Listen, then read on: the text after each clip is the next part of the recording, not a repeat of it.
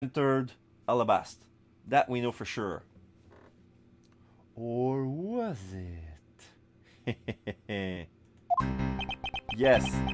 Now we see a spotlight, and then we see the Yatagarasu, like the silhouette, like the feathered cape, the wing cape, and the feather, the helmet. It looks like a falcon man. But keep in mind, the Yatagarasu isn't who I'm talking about right now. Those seats for the guests who had been called to sit in them were empty. A no-show? Who was it that failed to take their seats? Lollipop, the Still Samurai. Until the speech was to begin, each member of the entire Still Samurai family was to wait in a separate room. However, for some weird reason, that man was spotted in a different location than its assigned room at that time. And where was he? He was on the roof with one of his legs down the chimney. Now we see a picture, black and white. We see a Still Samurai suit on the ground, and we see Larry who's about to jump into a chimney. That chimney leads directly into this room. Yeah.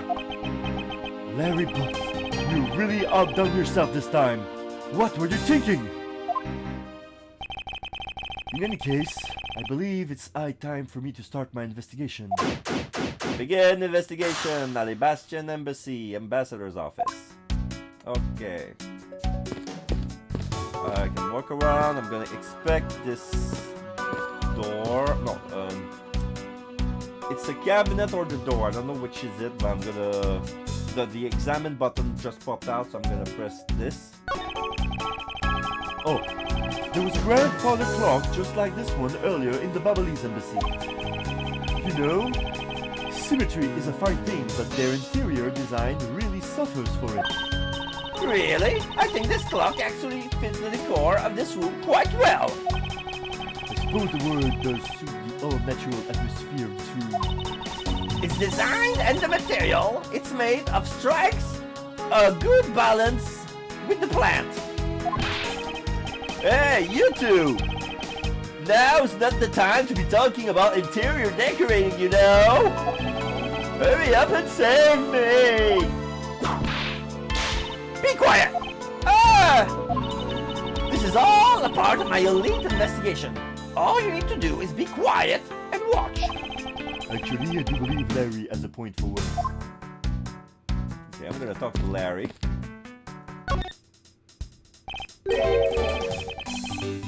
Larry, there are a few things I need to ask you about. Hey, how about that? I've got a few things I gotta ask you too. What is it? It's like both you and him. How is it that the two of you always manage to have some cute or hot girl by your side? He's talking about Phoenix. And Franzi, what about that promise you made to me? Promise? What promise?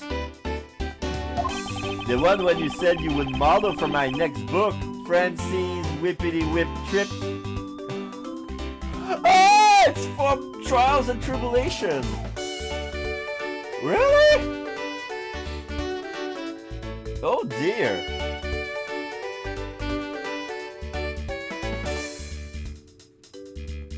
Yeah, but this is not Larry's song. It's like Wendy Old Bags and maybe it's like comic relief song, because Wendy Old Bag had the same song like that, and I thought that was Wendy Old Bag's song.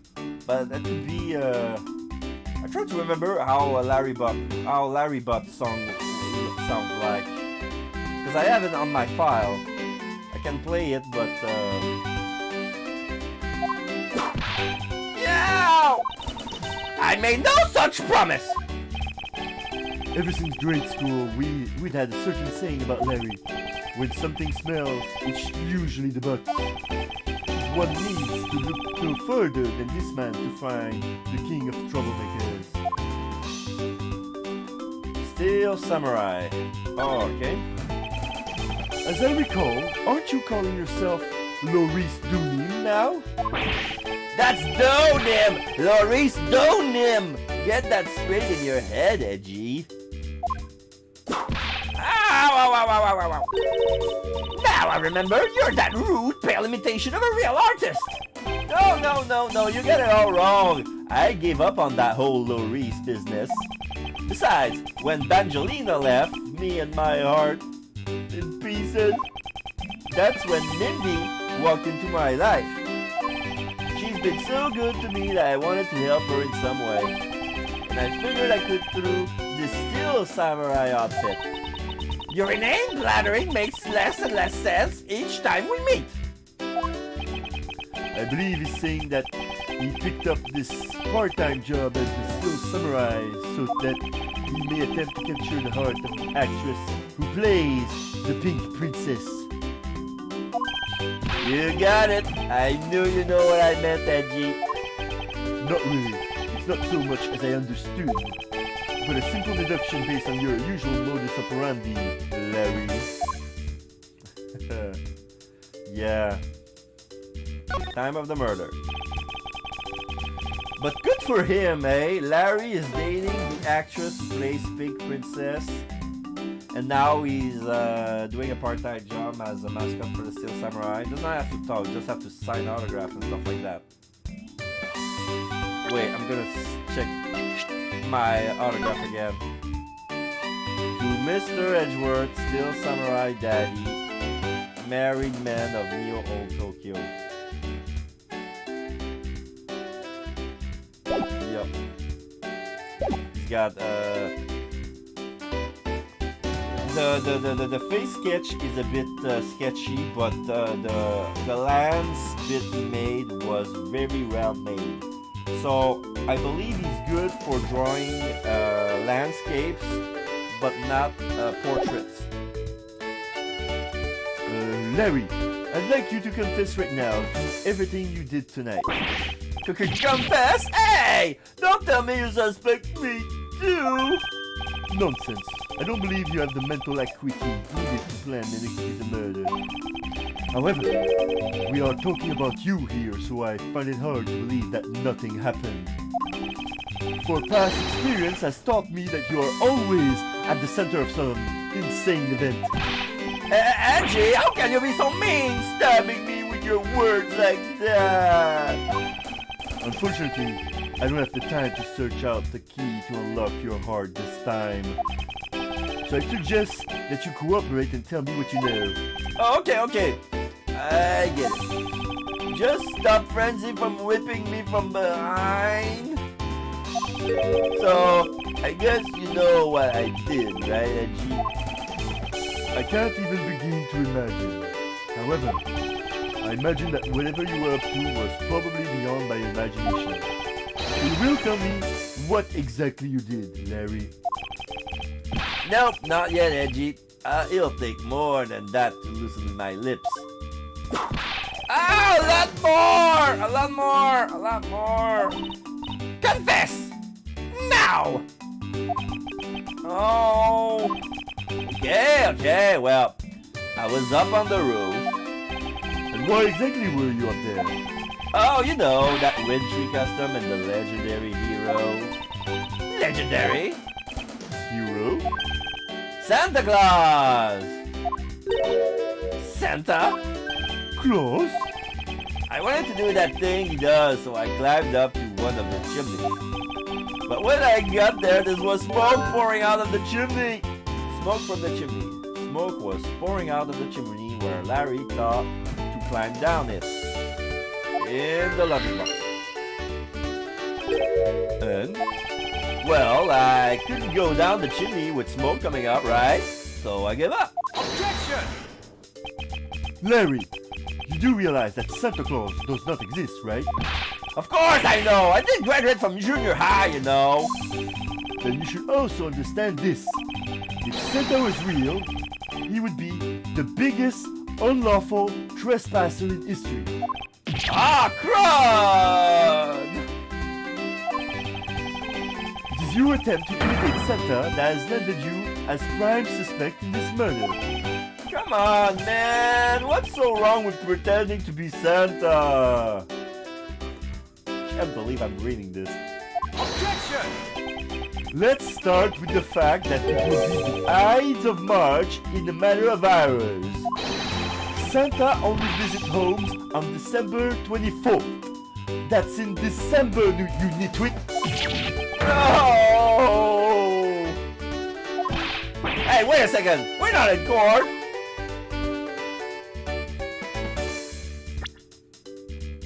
Oh yes we are. I think I'm gonna present some stuff.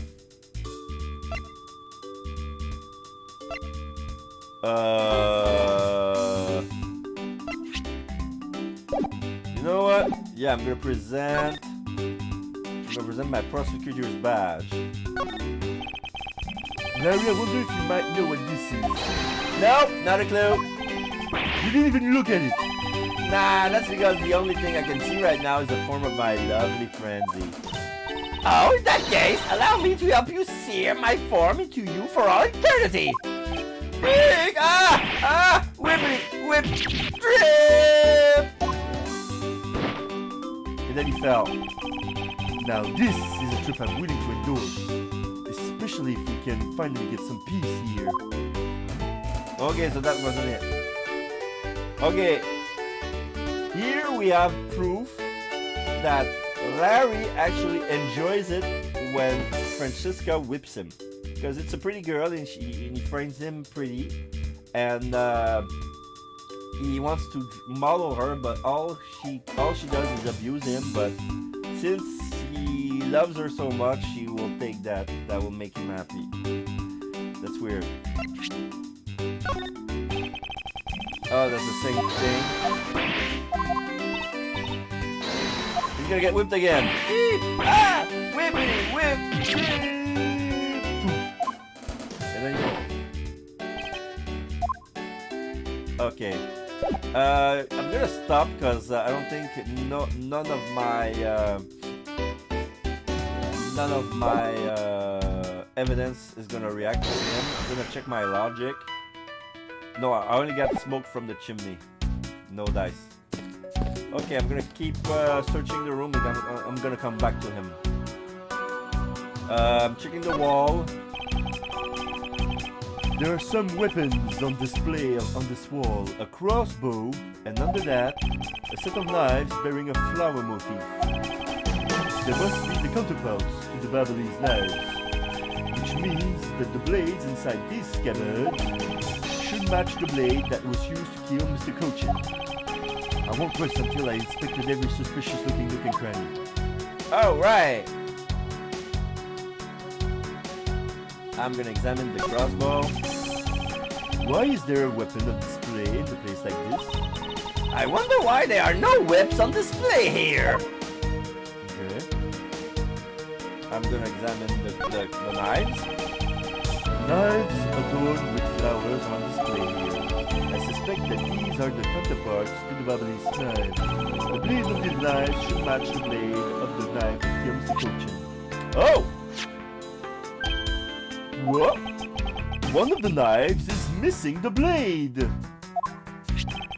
Let's see if the two pieces, the blade and the handle, fit each other. Yep.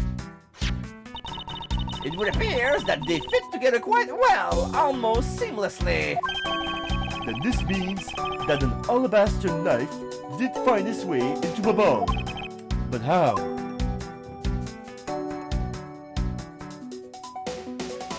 I'm gonna check the spears. It seems to be bented on the tip.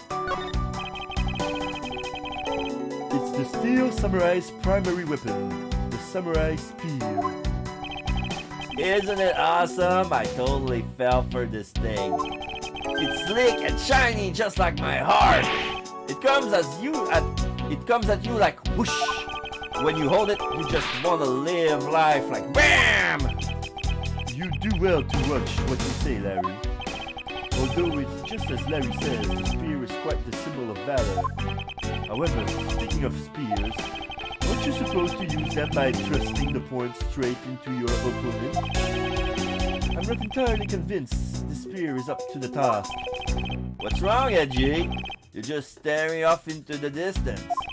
Oh, I get it. Tell you what, I'll tell the studio to make you one, okay? But this one's mine. Did I say anything about wanting one? Maybe I can shut him up if I show him the piece of evidence that will point something out about this spear. Okay, I don't know what he meant, but I'm gonna examine the statue. I can spot absolutely no difference between this primitive statue and Bubbles. The statue's face looks a bit like that costume hero you like so very much. I only wonder why you Americans have such an affinity to this kind of face. The statue wasn't made by an American, you know. At least, I don't suppose so.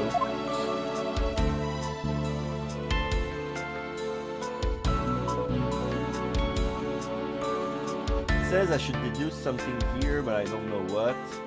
I'm gonna check my evidence again. Alabaster knife. The blade is definitely Alabaster. Was this carrier on this culture line? Okay. I'm gonna try to deduce the spear with the autograph.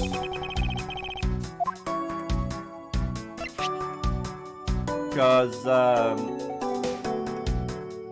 it's like the autograph is like a picture, a drawing of what the spear is supposed to look like, and it's definitely a funny song. Hey, wait a minute,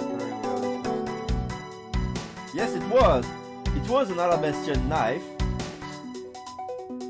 but the murder happened in Babal, and it was an alabaster blade inside a Babalese handle inside a scabbard. But right now in Alabast we have 3 knives with handles with the scabbard. So when we took one of them out, one of the blades was missing, and we plugged the empty handle with the murder weapon. We only kept the blade part, because the handle part we kept it in Babal, where it belonged. So we connected the blade together to produce the alabaster knife. So I'm gonna present the autograph. Larry, about this spear. Oh, are you feeling it? Bam! I thought there was something strange about this spear. Tell me, Larry, is it just me, or is the spear a bit bent? What? No way! It's exactly as it should be, yo! I have here the autograph you wrote for me earlier. Now, take a good look at this which you drew with your own hands. You can see that the spear is clearly of a different shape. Ah! What do you have to say to that? I'm sorry! When I hold the spear in my hand, all of a sudden I feel super powerful. And then during practice, I was spinning it around and around, and bam! I hit the wall! Hold it!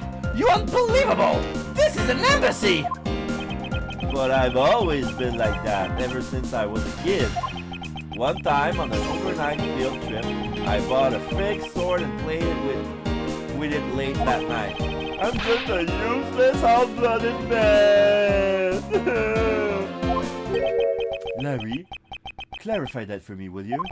Okay, so it was some field trip and I began to shadow fight with myself. Not that! I meant what you said earlier about spinning the spear and hitting the wall. Oh, that! It's no biggie. It's not like I felt I left a hole in there or anything. That's not what I'm asking, Larry. The samurai spear is made of metal. I somehow doubt that a move as simple as spinning it around would cause it to bend. Man, Edgy, you're so naive! What? Where did that come from? Well, you keep calling it the samurai spear, but it's not real! You can't really fight someone with it, because it's hollow on the inside. You could hit it against practically anything and it would bend. Is that so? Don't tell me you thought it was real. Oh, but don't take it the wrong way. I just think that part of your personality is cute. I see. Your friendship truly is something special, Miles Edgeworth. Ah! That's not friendship. That's utter humiliation. Samurai Spear data jotted down in my organizer. Okay. I'm gonna back off. I'm gonna keep investigating. I haven't checked the body yet. All this, and I haven't checked even half the room yet. I'm gonna check the statue. There was the exact same statue sitting in that Barbalese office we examined. It's the Primidox statue. It was the national treasure of the Principality of Cordopia. There was only one of these statues, meaning that one of the two is a replica. But both Alabast and Babal claim to have the real thing. What an incredibly childish fight to have. Alabast Primidox statue jotted down in my organizer. I won't rest until I inspect every suspicious looking granny. Okay. I'm gonna check something. I just noticed something. Wait.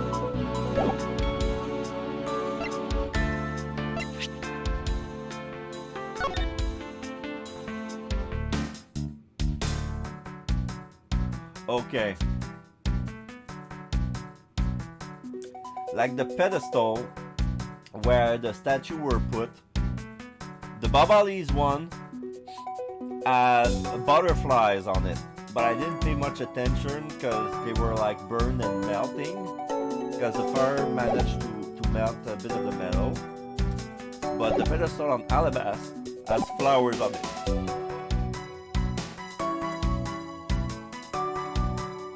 But as far as I know, I can't tell if if it's part of the statue. I don't believe so, but I'm gonna check the wall behind. The counterpart of the Babalese butterfly is the Alabastian flower. The butterfly and flower, they're both lovely things. But can we interpret this to mean that Alabast provides honey to Babal? Francesca, can't you come with a more meaningful or profound comment? Very well then. Then let's hear what sort of profound comment you can come up with. Well, flowers cannot survive without the butterflies that spread their pollen. And butterflies cannot live without the nectar that flowers provide. If either one were to disappear from the equation, neither will survive. How is that, Miss Von Karma? Your explanation took so long that I nearly fell asleep. Well, let's continue the investigation. Francesca, why can't you just admit I had something there?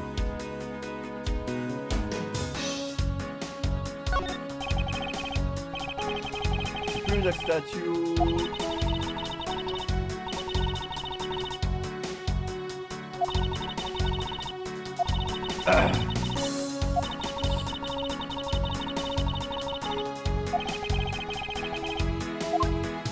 Yeah, it's the same thing. They did say nothing new came from that. Same thing. I was looking at the pedestal. I'm gonna check out the knife again. There was almost the exact same wall mount for the knives on the Babalese side. But I can't see any of the details from this distance. Okay. I cannot go down to see what's up, but okay. I'm gonna walk elsewhere. There's a little desk. Oh! Oh! Okay, I see a picture on the desk. It's an official. This is the Steel Samurai shaking hands with Ambassador Alba. We see the Primidox statue in the background, except that he is pointing left. When we entered the room, it was the head of the statue was looking in front of us, like down.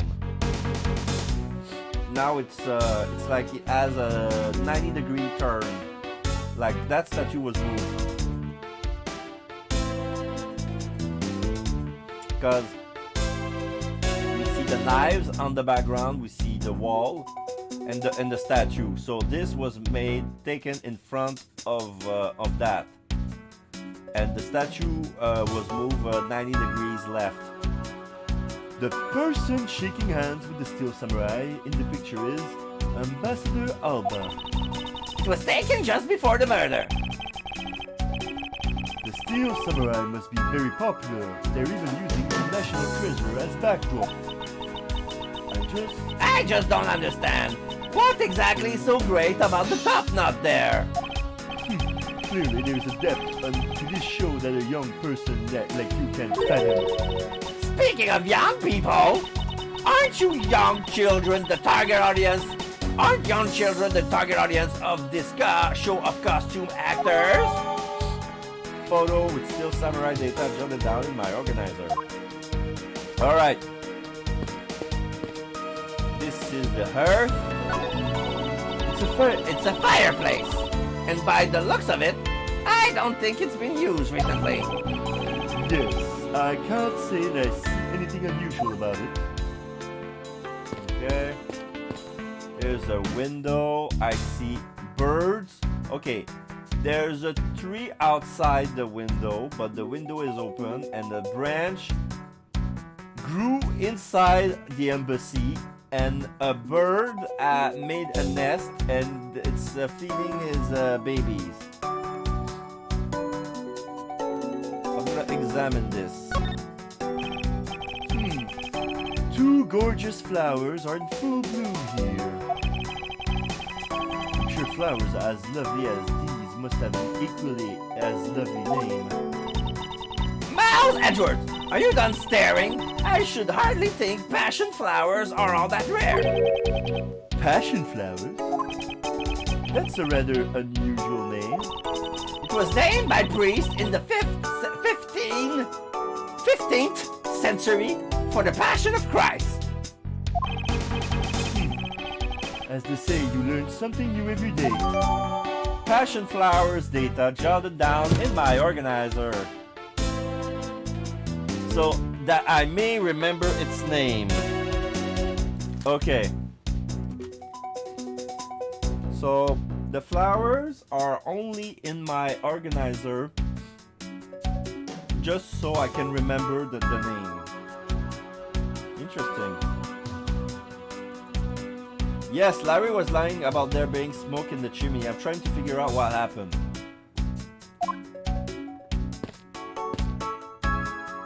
Examine the desk. This must be Ambassador Alba's desk. His notebook is open on his desk. He must have been in the middle of some important work. Sapling growth log. It finally sprouted today. Funny, it doesn't look like important work to me.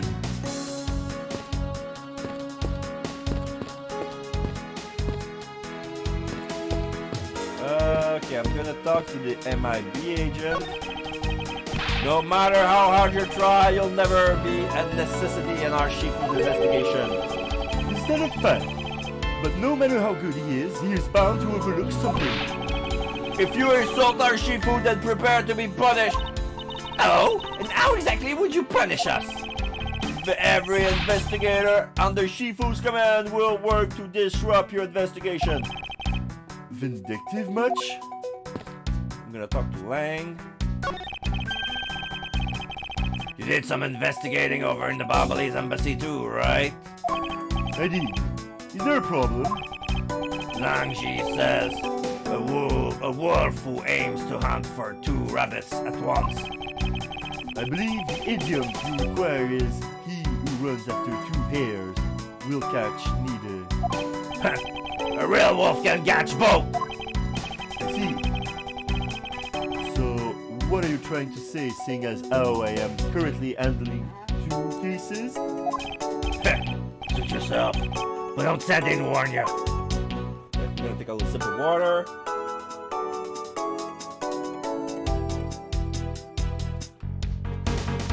Well, when I talk, I add a little burps, and my sushi's coming back.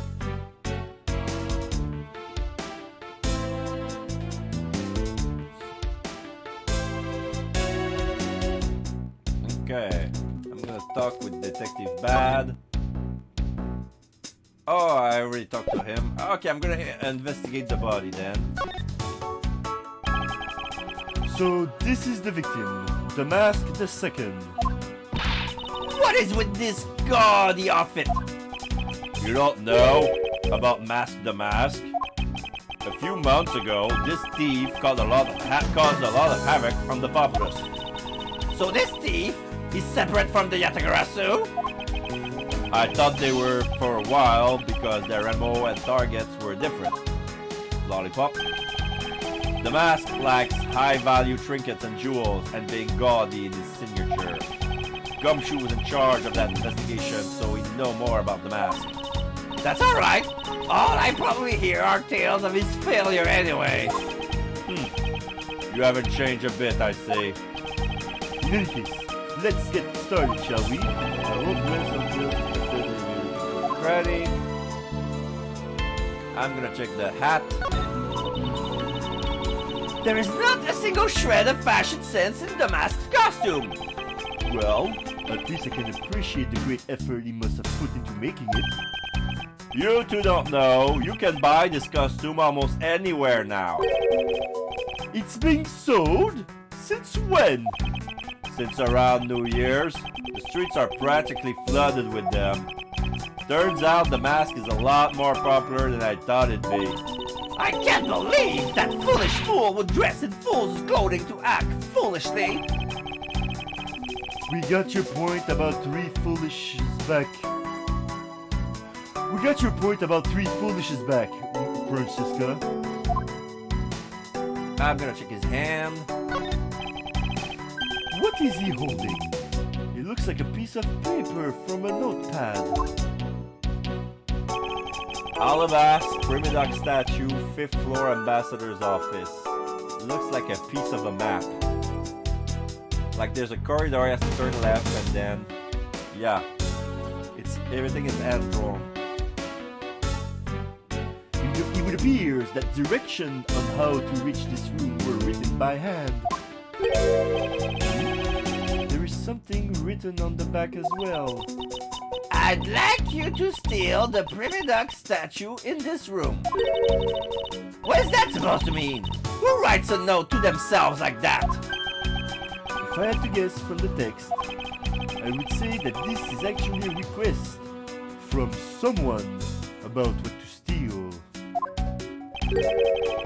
Just who is the person that requested the theft of the Primidoc statue?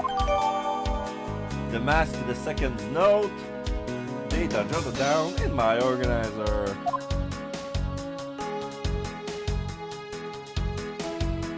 I'm gonna check the sword. So this is the murder weapon in this case. There's blood on the blade! It's a rather sweeping sword, isn't it? What did you expect? It's still Samurai Daddy's secondary weapon. I only call it his secondary because although he uses a sword in most of his battles, it's his trusty samurai spear that it turns to in a real fight.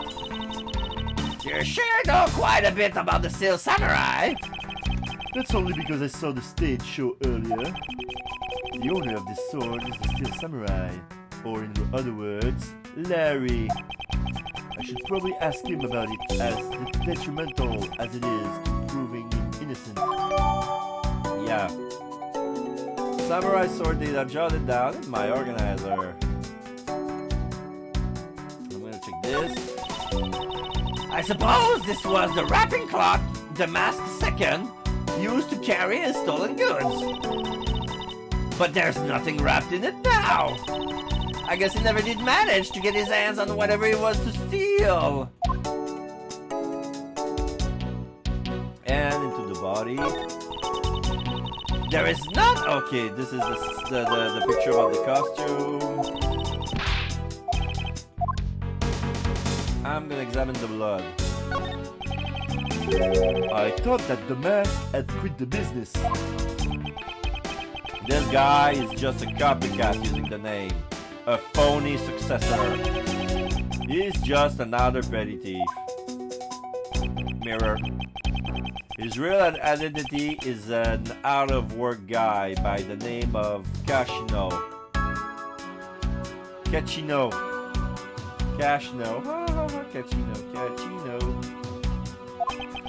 He's 29 and wanted on larceny charges. From his clothes and what he was carrying, we determined that this guy is the real Damask II. The cause of death appears to be the loss of blood from the back of his head. It seems that he was struck with something very hard. In other words, he was bludgeoned to death. Interesting. Alright. I'm gonna talk back with Larry. There's a conversation that popped out. Murder weapon. Larry, about the samurai sword that was used as the murder weapon. Oh, that.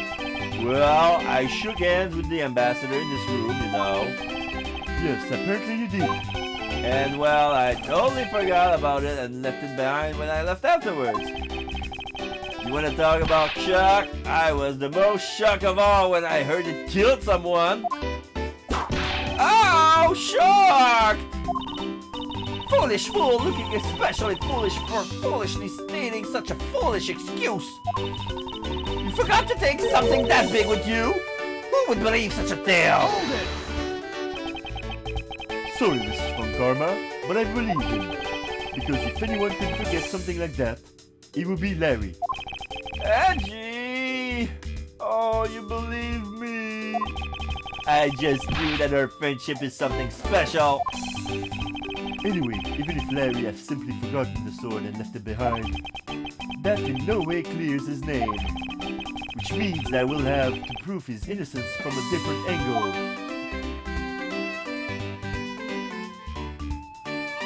Yeah. Well, the angle being that the cause of death was blunt force instead of a slash makes the samurai blade not the murder weapon, and it couldn't be the spear because it's a replica and it's not real metal, it's hollow inside. It's bent on the first strike, and it couldn't be the samurai seal, even though there's blood on it. The steel samurai, no, Damask II's body wound. Is only on the back of his head. He doesn't have any other injuries other than that. I'm gonna deduce the statue and I'm gonna use a photo as a contradictive argument. I'm gonna save, I'm gonna present. Eureka! Look at this photo and tell me what you find odd about this scene, Miss Von Karma. The apparent joy on the ambassador's face as he shakes that top-notch hand? That's not it. I was trying to point out that the statue in the photo is facing a different way. You're right! This statue is a national treasure. As such, only an ambassador or secretariat level person is allowed to handle it. The fact that the statue is facing one way in this photo and now is facing a different location in this preserved crime scene is proof that someone touched this statue around the time of the crime. Alabas Primidux statue data updated in my organizer. I guess that about wraps up my investigation. That's somebody opens. Oh, it's the Pink Princess. Yo, Pink Princess, how you feeling? Still feeling ill? ... She doesn't say a word. Edgeworth is walking towards the Pink Princess. And yet another strange character comes out of the woodwork. And so the Pink Princess also comes to pay the alabaster abyss in the embassy of Visage. I believe I may need to speak with her as well. Okay, I'm gonna stalk with the Pink Princess.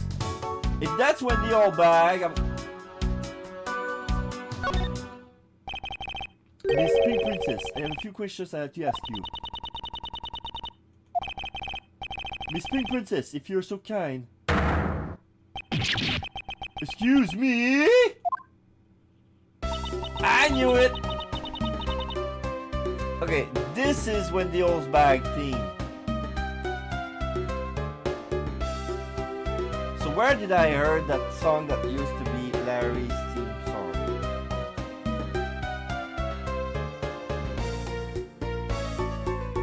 Was it... It was with Meekins. It was with Meekins. Okay. Aha! This must be what they call fate! How could this happen 2 days in a row? What the? Aren't you Miss Oldbag? Oh, we used to work together at KG Security. Oh no. Why are you so surprised?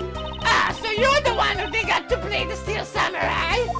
It's too bad I didn't realize that until now. You are acquaintances with Larry? Why, yes, we worked at the same company for a little while, you know. That's why it's okay, my edgy poo. You don't need to be jealous. Yeah. I was in the next room, you know, trying to get in some beauty sleep. But it was so noisy here and I couldn't fall asleep, so I come over to complain. Oh, here it comes. Am I gonna be ready for auto roll? I'm gonna say, just to be sure, I want to catch all that sentences. So imagine my shock when I saw my precious edgy poo winning it for me. I mean, who can imagine you would ever come to a show like this? I guess I misjudged you, edgy poo. You misjudge him? I thought he was trying to avoid me, you know.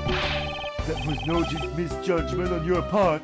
That's precisely what I was trying to do. But it looks like the winds have shifted it, and now he's now willing to be chased after. I'm simply overwhelmed. Pretty eyes.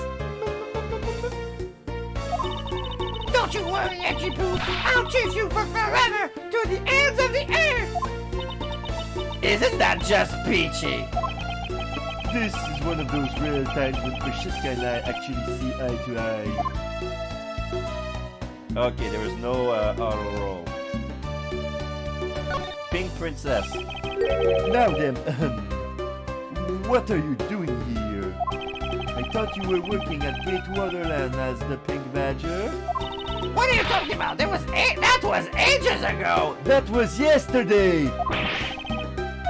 Look, I worked at Global Studios before a long time ago, right? As a security agent.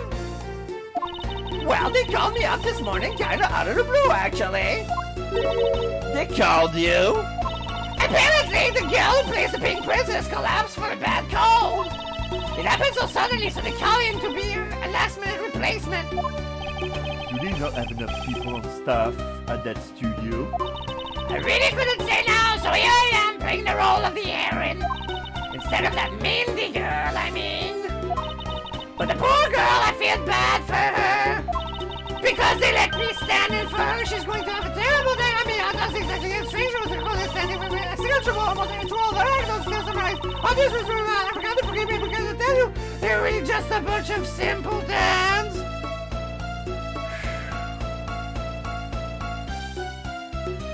I couldn't read all that, sorry. You're a really rather lively old lady. So basically you received the standing request this morning, correct? You got it! If you need to see it, I got it right here. Look! It appears that she is telling the truth. Standing request data jotted down in my organizer. I tell you, my fine acting moved the entire audience to tears. Yeah, tears of laughter as I recall. But being famous has brothers too, you know. Here, take a look at this. Huh? It's a letter from a stalker! I was just taking my break when I found this stuck under the door of my room. It says, Wendy, I'll be descending on you from above tonight, your lovely night. Oh, okay.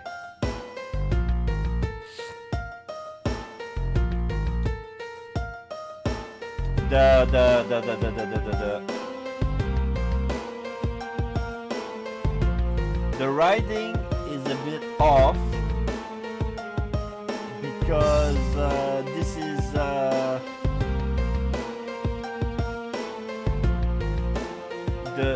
W is because it's weirdly drawn, could be easily mistaken from an N, and judging by the shape of his E's, no, judging by the shape of the eyes he makes on his letter, his eyes look like E's. So it could easily be read Wendy, but it actually means Mindy. Mindy, I'll be descending on you from above tonight, your loving night. This is Larry thinking that he was working with Mindy and he wanted to make him a surprise, so that's why he dropped the letter inside of his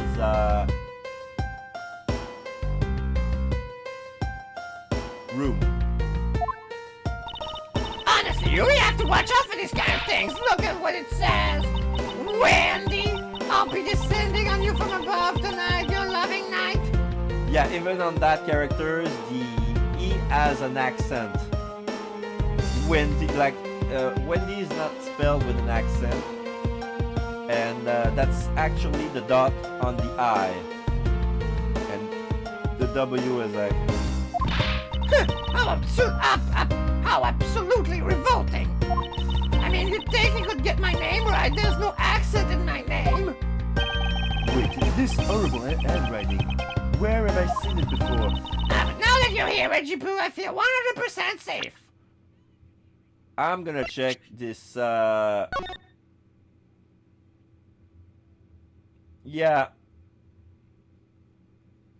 I didn't make a correlation, but it's true that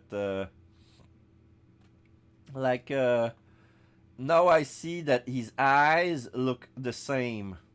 Like this is absolutely Larry's handwriting, and now I notice that he wrote down married without an E. Like, I assume that the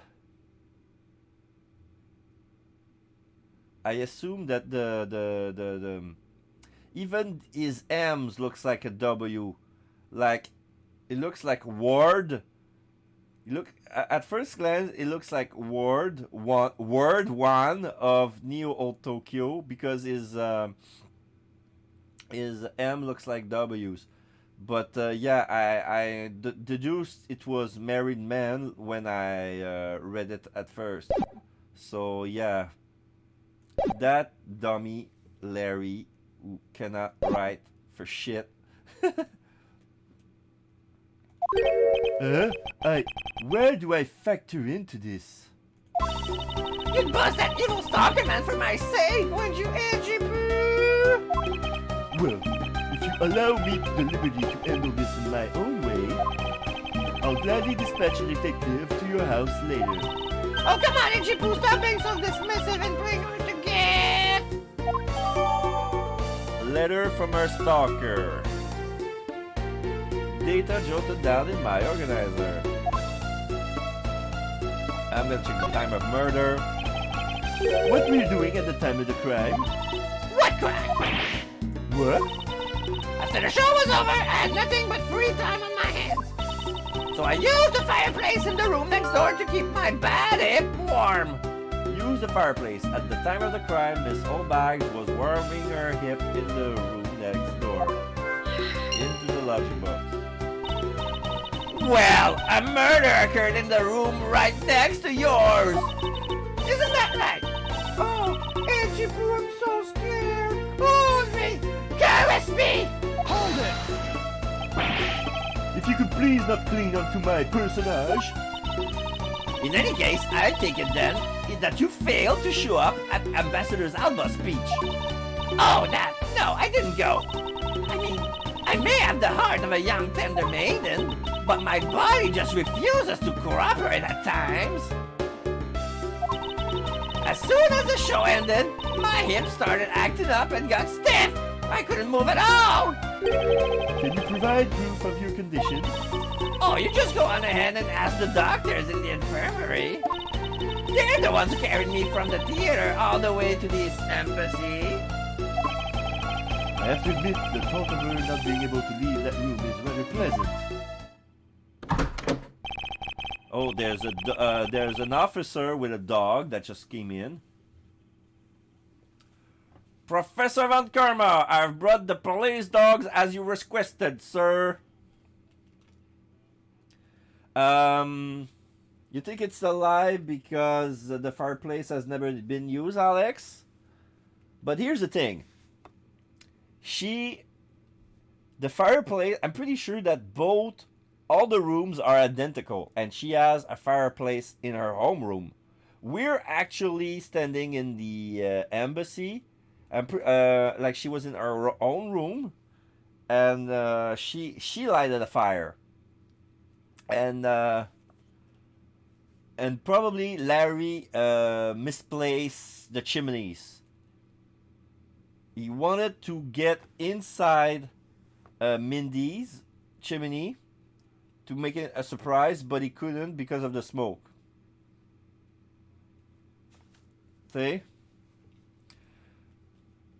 But we'll get to that later. But this is what I deduced from what I got so far.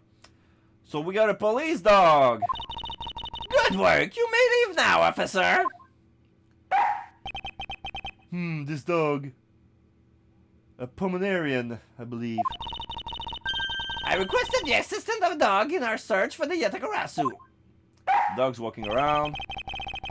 Looks like you guys have some pretty bright dogs in this country too, haha. Hey, you're a real cutie, aren't you? Yeah, that's a good boy. Oh, yes, that's a good boy. Who's a good boy? That's the police dog Gumshoe's been taken care of. I think its name is Missile. Missile, the Pomeranian dog. I think I heard of it somewhere. I don't remember where have we seen this dog? Missile the dog. What a fitting name for a police dog that dashes out in front of it and attacks. That action alone isn't exactly what's going to solve the case for us, you know. Now, Missile, I want you to find some clue. Go!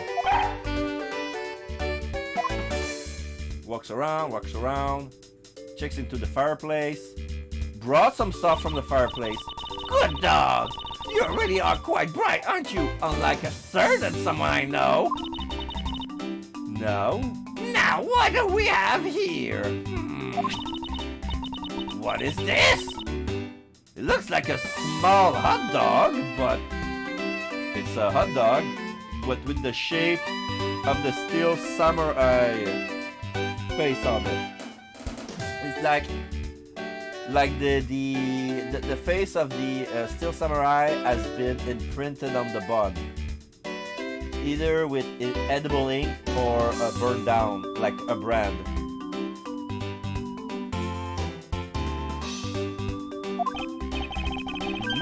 Wait, Francisca, isn't that an official samurai dog? Oh, Miss missiles doesn't want to let go the hot dog. Yeah, those are not really common poses. Yeah, Pomeranians are not a race of dogs used in the police force, but it's a pretty common race in Japan. So probably they use Pomeranians as police dogs in Japan. I don't know, but it's true that's pretty uncommon.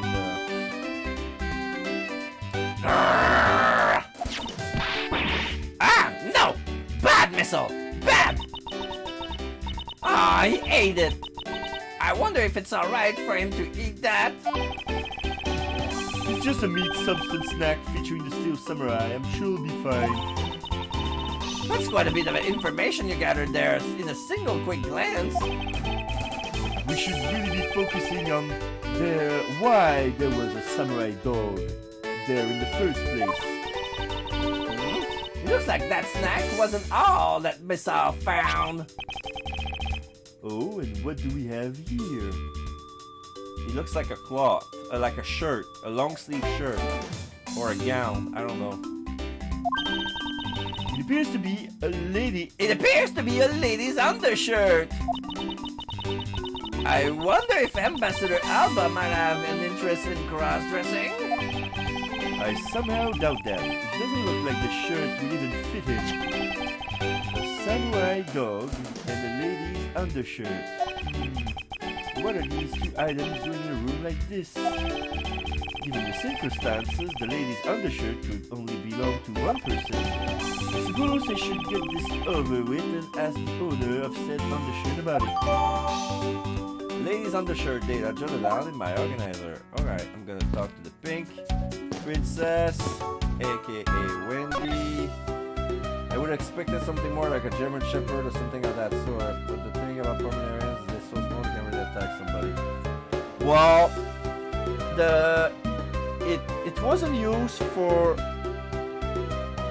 attacking, it was used for trapping. Like, it was sniffing around and he found, like, it was and he found some stuff.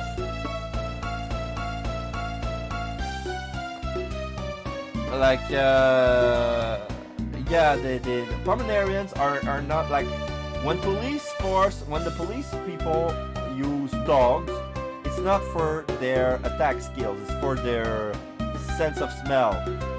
Like for detecting cocaine, stuff like that. Yes, granted, German Shepherd can fill that job, but we're talking about drugs. But with Japan, like, it could be like anything else. Like right now, it found some clues in the fireplace. Like it detected, like it was snooping around, and then finds this, and then he brought it back. Like this dog was like pretty smart. I'm gonna present the undergarment, the undershirt. If you could please take a look at this brown color undershirt. Oh, EDGEWORTH, what is the meaning of this? Why did you steal that thing from my bags? All you have to do was ask, and I would gladly given you as many as you'd like. Yeah, thanks, but no thanks. This shirt was found here at this crime scene. What? Come now. Why don't you just confess and explain what's it doing here? I know nothing! Nothing, I tell you! What? Oh, I admit that I used the fireplace to dry that shirt, but I can't really help the fact that I had to, you know. Wearing that big princess costume is like being in a sauna. And on top of that, I get fingered as a suspect. You're too cruel, EDGEWORTH. Are you claiming that you never once set foot inside this room? Of course I am. If I had been the one to find the body, do you think I'd be as calm, as relaxed as I am? I tell you, it's always like this. It's always my fault. The taboo dark goes missing. The carrot mother missing. There's missing. Speaking of missing, what's the matter, man? When you get married, I guess I'm start marrying you. What's the purpose of that? What should I miss marrying? That's the longer I get. Will you marry? I mean, honestly, man, these days. Oh, that time I cut almost all of it.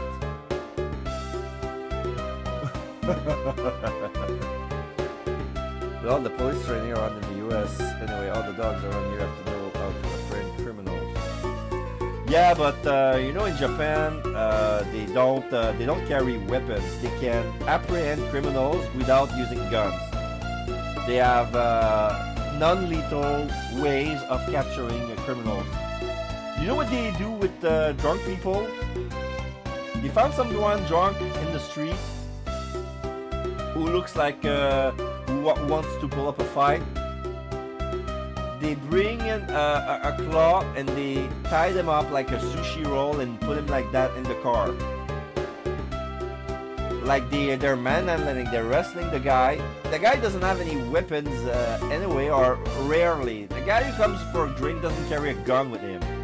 That's like, not that that's inconceivable in Japan, but even though there's a culture of violence, not a lot of people carry guns because there are gun laws and not all civilians are allowed like to carry guns. Like you have specific strict. They don't have a gun culture like in America. That's why they need fiercer dogs to apprehend criminals.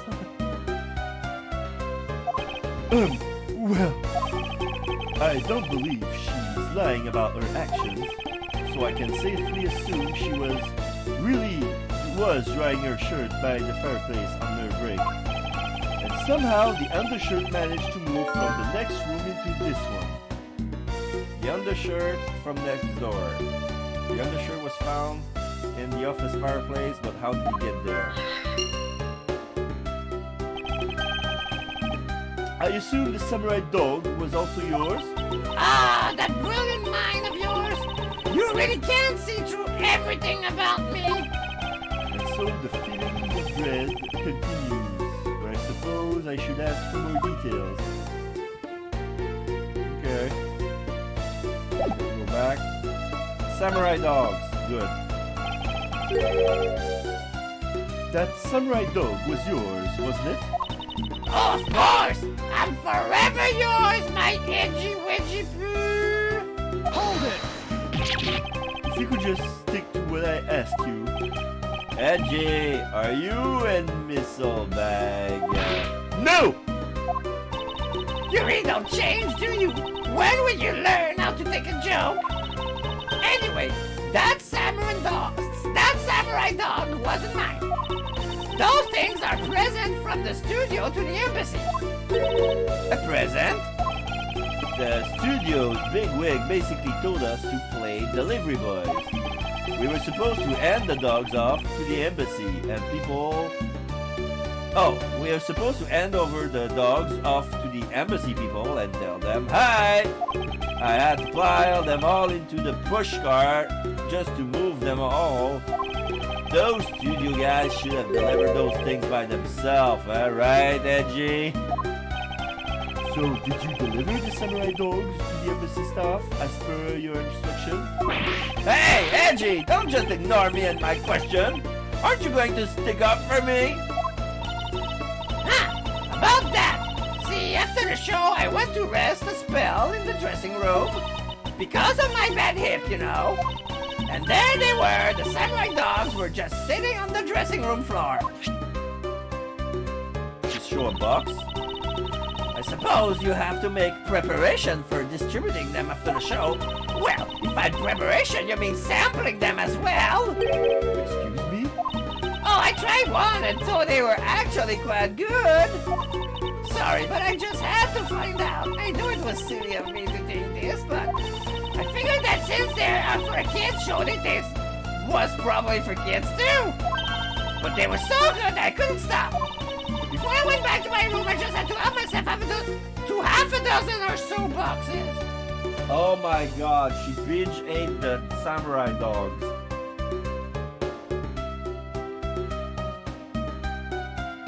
What? You didn't receive an email?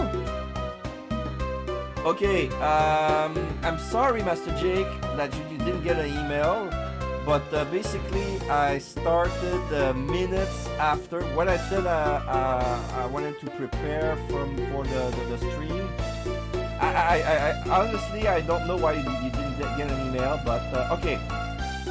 I'll catch you on real fast.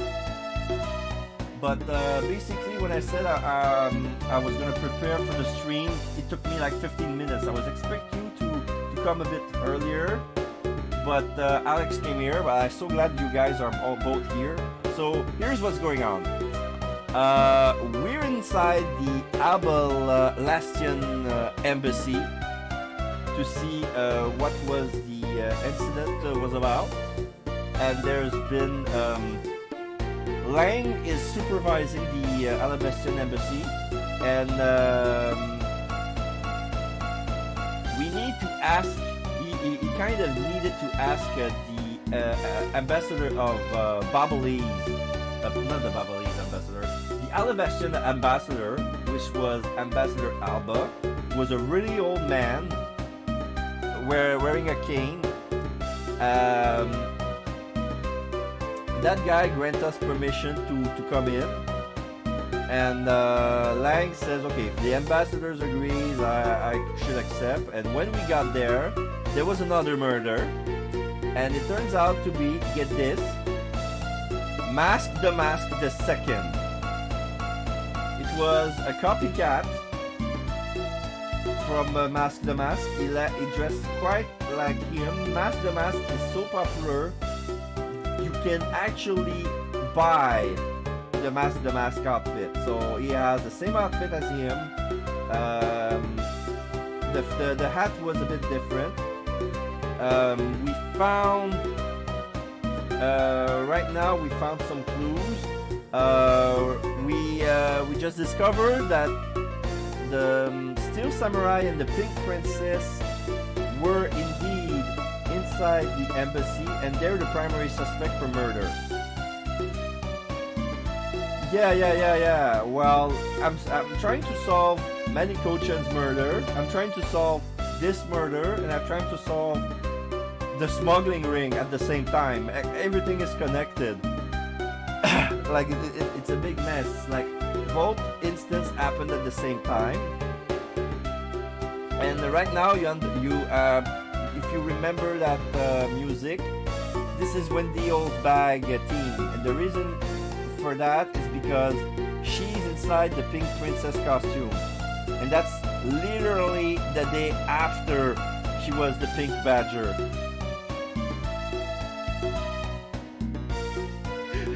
I still can't believe it myself, since she used to work at Global Studios, and Mindy, who was the actress who used to play Pink Princess, is she called sick.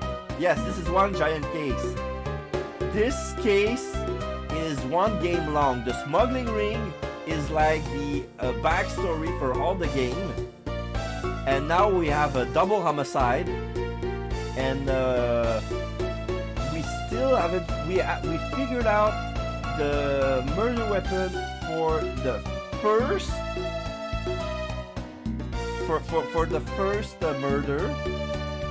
The murder weapon was originated from where the second murder was made. But now we have no idea which murder came first. Was it simultaneously? Was it before? Was it after? Was the Mask the Second really Yatagarasu?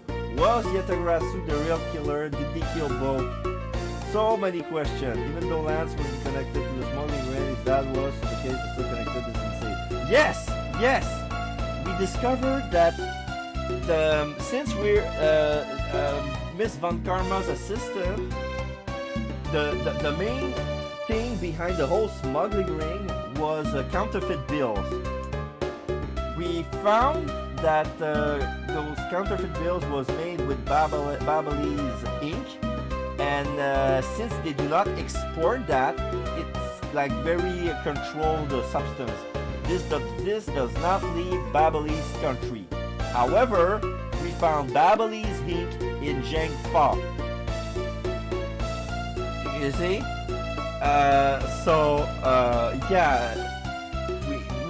We discovered like stolen treasures, and the one behind it all was Manny Kochan. but that's not the ringleader. Like, he was responsible. We have proof that he was responsible for the smuggling equipment. He had a hand on the counterfeit bills, but we only found, we only know it's ink, but we haven't found the ink that was smuggled in Jengfa. We haven't found the counterfeit plates that printed the money, and we haven't found the paper that used to print the money. Right now we're in former Codopia, where the KG8 incident used to happen. And this country, like, it's split into two, Babal and Alabast. And these countries were split up ever since the KG8 incident, and now they were about to be merged when suddenly murders happened. And it's yeah, so we're gonna focus only on the murder on today, just so it's gonna be easier for us to understand what's going on. Today we're gonna focus only on the murder that happened in Alabast, the murder of the Mask II. The primary suspect is the Steel Samurai, and the guy who was inside the Steel Samurai was none other than Larry Butts. When it smells, it's the butts. So there. And right now we found some evidence. I'm gonna get through all the evidence, so you're gonna be yes, I'm in the embassy. I'm in the embassy where the actual country, yeah. I'm in the Codopian embassy on the Babali side of the border. Not the Babali side, Alabastian side. I'm on the Alabastian side of the corner. Like, Alabash and Babal sounds almost identical. Sometimes I'm gonna get these two mixed, but yeah. Right now we had access to a police dog, a Pomeranian by the name of Missile. I don't know if you remember that dog, because that name rings a bell. I don't know if he was present in the former Phoenix Wright games. I don't know which game it was, but apparently Gumshoe was in charge of that dog at some point. Maybe it rings a bell. Anyway, the dog found a hot dog with the print of the samurai on it, and also and we also found a lady undershirt, and that's why we're interrogating Wendy O'Bag about her whereabouts, because she has non-alibi. But the country is where this game is taking place, and the other game, since you've never seen the name of it before. Oh, right now we're in America, but like, the game never left America. I was in the plane at some point, then I was at an amusement park, and then I was at Edgeworth's office, and then I was at the courthouse. Now I'm at the embassy. I never left the country. Well, like, no, Now, in the original game it would be Japan, but here it's America. Like, Edgeworth went from Germany to America at some point, I don't know, but we stopped at Borgia. We stopped at Borgia, and then there was a Zengfa, and now there's Codopia. Like, these are the three made up countries. But yeah.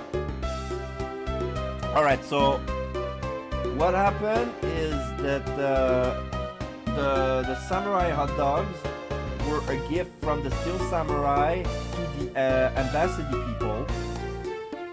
And as a gift, like it was a promotion, like there was a card, like the Iron Infant was in the baby card, and inside the card, like it was a doll. It was not a real baby. It was a doll, like Iron Infant doll. And inside the card there was hot dog boxes, gifts for the embassy staff. But now we just realized that when the old bag, she was curious as how the hot dogs taste like. So she binged on the hot dogs. Before I went back to my room, I just had to help myself to half a dozen or so boxes. As I sat there by the roaring fire, warming them and eating them, I thought, this is... Francesca ... Edgeworth ... What is it now? Oh, I know! I bet you want a box too, don't you, my itchy poo? Well, who am I to say no to you? But only I give you one. The rest are all for me. Samurai dogs. Live evidence received from Edwin. We receive a box. Samurai dogs forced onto me. Not data jotted down in my organizer. Forced onto me. Oh. Looks like the lesson for today is that when the Steel Samurai and the Pink Princess take off their mask, they're transformed into a pair of annoying troublemakers. Yeah. What else is there to... Am I to present something? I'm still in the middle of my investigation. I'm not sure if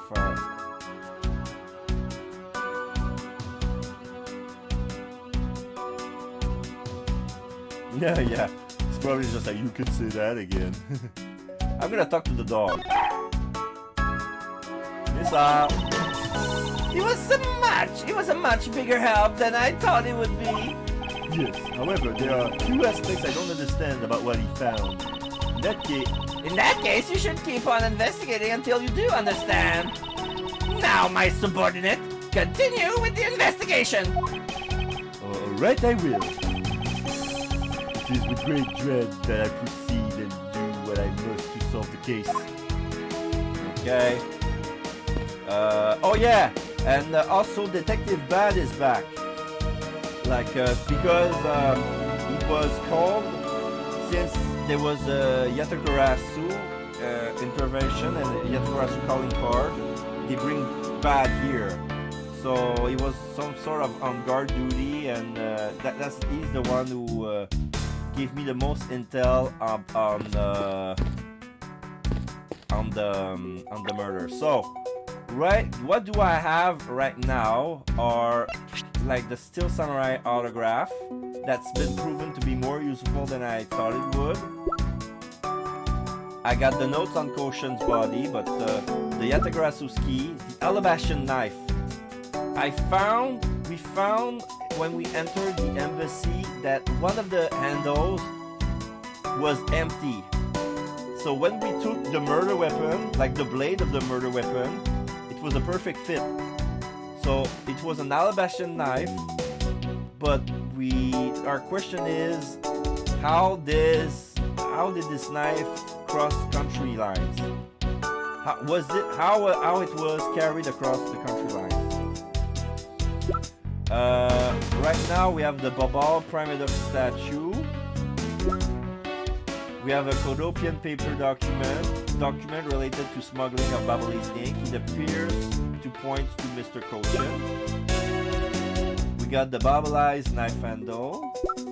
We got the Babalese ink, special with crystal oil-based ink, limited export because of its use in counterfeiting.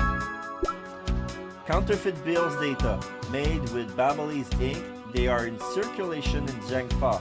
It's hard to tell they're fake because of the ink. We found the samurai spear. This is the Steel Samurai's weapon. It's been bent. The weapon that's used on stage. Larry hit it against the wall and bent it. It's hollow. So that weapon is fake. We have the Alabaster Pyramid statue. Both countries claim to own the real one. National treasure. Signs it was moved during the murder. Yeah, this statue was moved during the murder because we have a picture of Steel Samurai shaking hands with the ambassador, and the statue was facing a different direction. And only ambassadors and secretariat level of authority, of clearance, are allowed to touch it. So it's safe to assume that this statue has been moved during the murder. And we have the photo of the Steel Samurai. We found passion flowers. We at the window of the Alabastan embassy in the ambassador's office. 2 large flowers in bloom. The vines are supported by stakes and are still growing. We found a piece of paper inside of Mask the Second's hand. It's a map of where to go, and on the back it's a request for the theft of the Primidoc statue with a map to where the statue is. So yeah, it says Alabaster Primidoc statue at the 5th floor, ambassador's office. And yeah, so the mask was a jobber. We found the samurai sword, which is the Steel Samurai secondary weapon. Like it's the samurai, it's the Steel Samurai's katana, but he uses it mostly to fight. But when he needs to do serious blows, he takes out his spear. So that's why it says it's a secondary sword. It has blood on it. We presumed it was the murder weapon, but when we check the head wound, it was made by a blunt object. So it cannot be the samurai sword, even though there's blood on it. We don't know whose blood is it yet. But also it cannot be the spear, because it's hollow, because it's a fake. It would bend that spear cannot draw blood, even if you pierce or if you use it as a blunt object.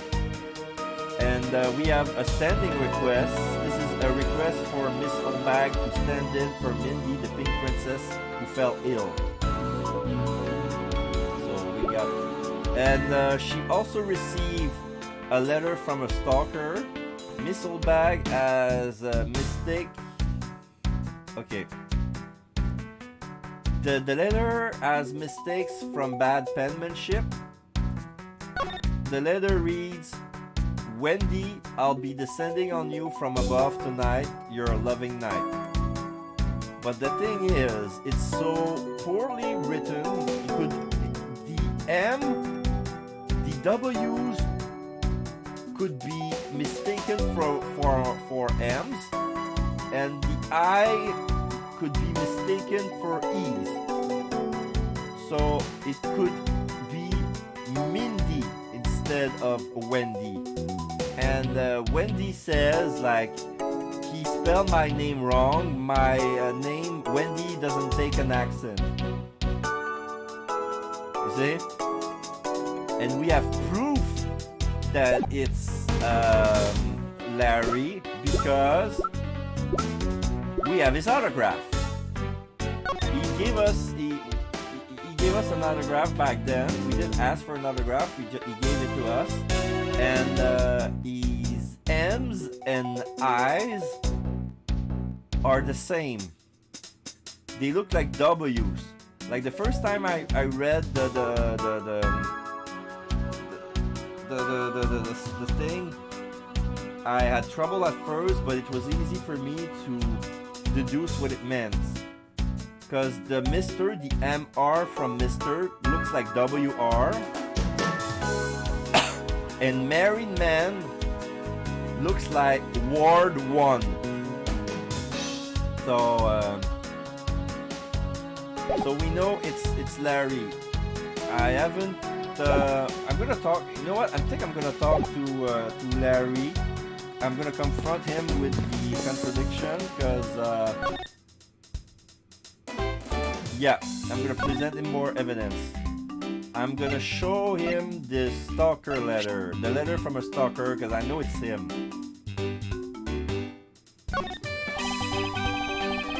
Larry, I wonder if you might know what this is? Nope, not a clue. You didn't even look at it. Nah, that's because the only thing I can see right now is the form of my lovely friend Z. Oh, in that case, allow me to help you sear my form into you for all eternity. Eek! Ah! Whippity! Whip! And then he fades. Falls on the ground. Now this is a trip I'm willing to endorse, especially if we can finally get some peace here. So this is the no answer. But yeah, like this happens. I thought the events happened between the second and the third game, but it turns out that it happens after Trials and Tribulations, because they were referencing Larry. Aren't you Laurie's name? And when Larry met Francesca, he mentioned the promise, like, did you promise you're gonna model for me for my next for my new book, Frenzy's Whippity Whip. So that's why he was saying Francis Whippity Whip. So yeah, Larry has a kink for being abused by women, and I'm pretty sure that he deserves to be with Francesca. I'm gonna present the samurai dog, see if it triggers something. No, some stuff. Well, he's gonna get whipped again. He's gonna love it. There you go. I'm gonna the lady's undershirt. Big thing.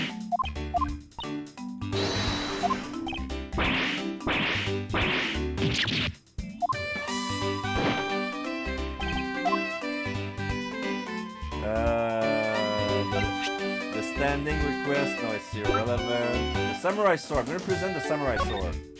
Oh! Hey! That's an official steel samurai weapon!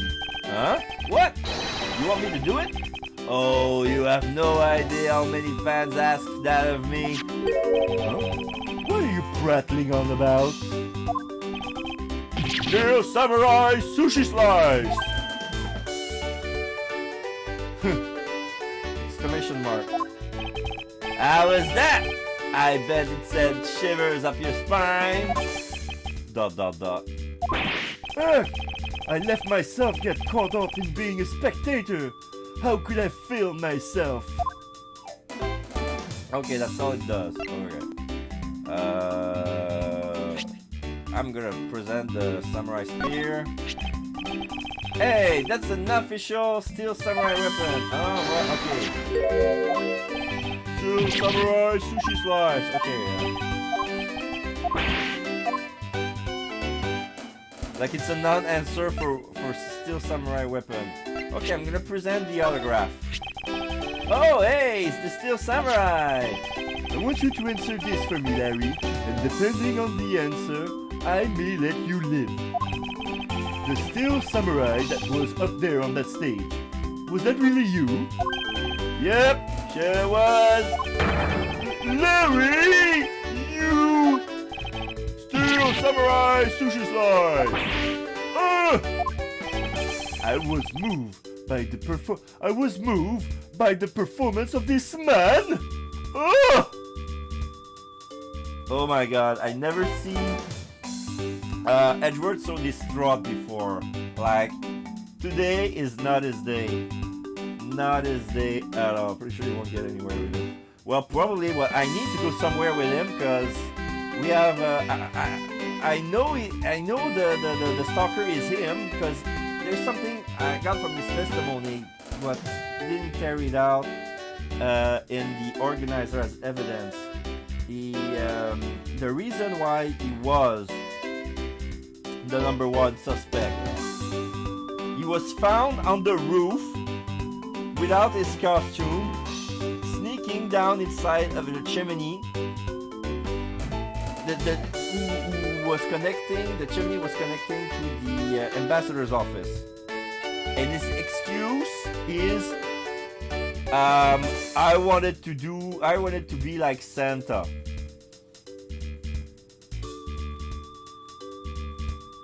And now we know that Mindy was supposed to be the pink princess, but he didn't know that it was Wendy Oldbags who was the pink princess, because when they met, they were already in costume and they didn't talk. It was like business as usual. No, I cannot deduce. I can present evidence, but I cannot deduce. What I can try though is use logic and connect dots together to bring you evidence. This is gonna be my next step. This completely useless, worthless bum! I fear I may never recover from this. Yeah, this is what I'm gonna do. I'm gonna open my logic box because a lot of stuff happened inside my logic box. I got 3 stuff.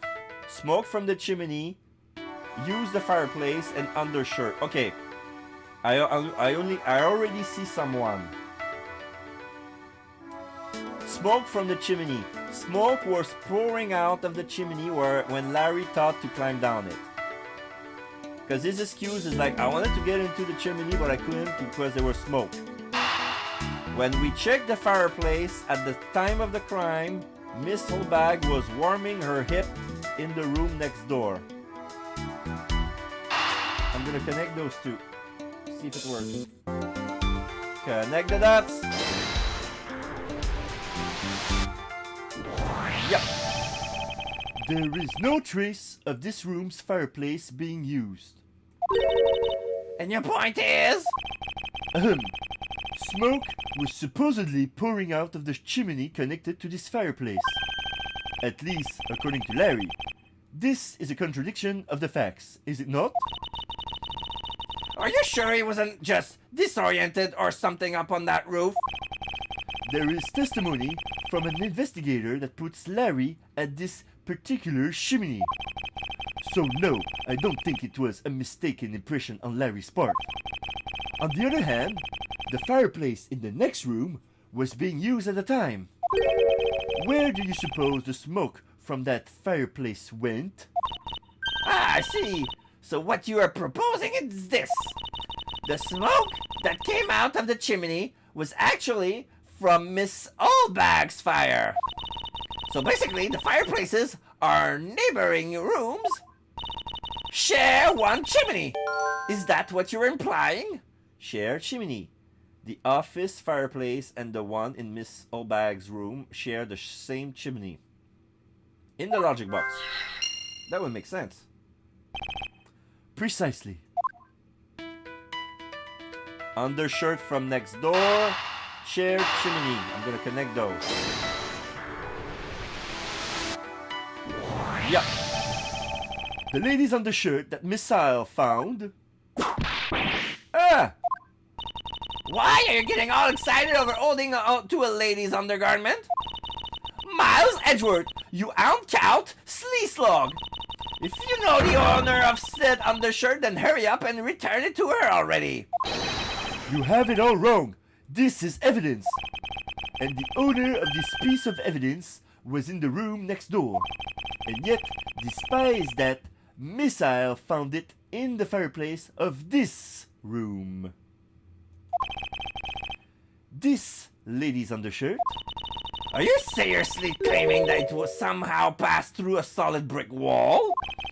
Not quite. The fireplace in this room is connected to a chimney. The other fireplace in the other room is also connected to the same chimney, leading us to the possibility that the two fireplaces are connected to each other. Perhaps a closer look at the back of the fireplace is in order. Now they're walking towards the back. There is an X on the back wall of the fireplace. Let's see if I can't get a better look at it. Oh! What in the... The back of the fireplace rotates. It's a secret passage. Da da da da.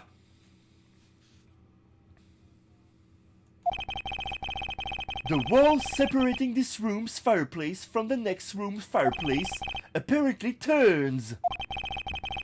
As I suspected, this fireplace does indeed connect this room to the neighboring room. The neighboring room? There appears to be nothing particular about the next room, but the fact that there is nothing special about the next room isn't what's important. It's the fact that there is a secret passageway through this room fireplace. In the logic box. We now know what the fireplace connects the two rooms. But how exactly is that significant? You aren't going to suddenly name the old lady as the Mask the Second Skiller now, are you? No, she couldn't move at all because of her stiff hip. So she could not have been the one. Unfortunately, I believe that this fireplace has nothing whatsoever to do with the Mask the Second's murder. Investigation complete! Really? Okay. I got my health back, that's for sure. It would appear that the answer had made itself known. You're making quite a confident face there, Mr. Prosecutor. Bring it on! I'm ready to counter any argument you may have. Very well then. If you are prepared, I'll show you exactly where my deductions have led me. Good! I'm counting on you, Edgy! Leave it to me, Larry. My first attack will be to expose your lie for what it really is. My lie? Oh... I know that there's still something you are keeping from the rest of us. What's wrong with you? What is it you won't believe me no matter what I say, Edgy? Curse you! You should hurry up and die already if that's how it's gonna be. I'll confess to every murder in the whole world and then kill myself.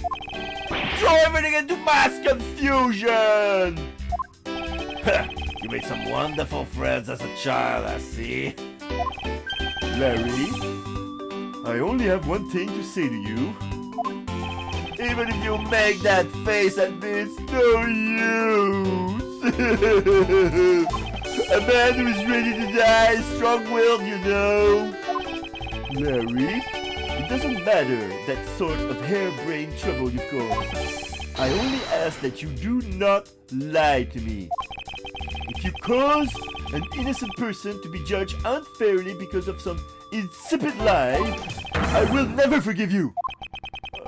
Edgy. Although, allow me to say that I consider you to be among the innocent in this case, and that I will draw the real killer out. You can trust me on this. Alright, this time I'll tell you the whole truth, okay? What happened, what didn't happen, the works. Just what happened will do. Now then, if you would please testify as to what you did up on the roof tonight. Testimony, up on the rooftop. After the show, I left the pushcart in the rose garden and came into the embassy. Then they took a picture of me shaking hands with the ambassador. After that, and until my next appearance, I had some free time, so I wandered around. That's when I spotted the chimney. A chimney like that is a rare thing, you know. So then I wanted to play Santa and decided to give it a try. Larry, I thought I just finished telling you to not lie anymore. But it's kinda ultra embarrassing. And what exactly is so ultra embarrassing that you can't tell me? Edgy, man, I just said it was embarrassing, so of course I can't just blurt it out. So you're just gonna have to reason it out of me! I got whipped. As your superior, I command you to hurry up and expose this man's lie! I have every intention to, for I'm not about to let us waste time on such trifling matter. Rebuttal. Up on the rooftop. After the show, I left the pushcart in the rose garden and came into the embassy. Hold it! You left the pushcart? Could you please clarify that statement for me? Yeah, so the wheels on the pushcart got covered in dirt from the rose garden. It would have made a mess on the floor inside, so Ambassador Alba said to just leave it. Well, it would be rather impolite to dirty another country's embassy.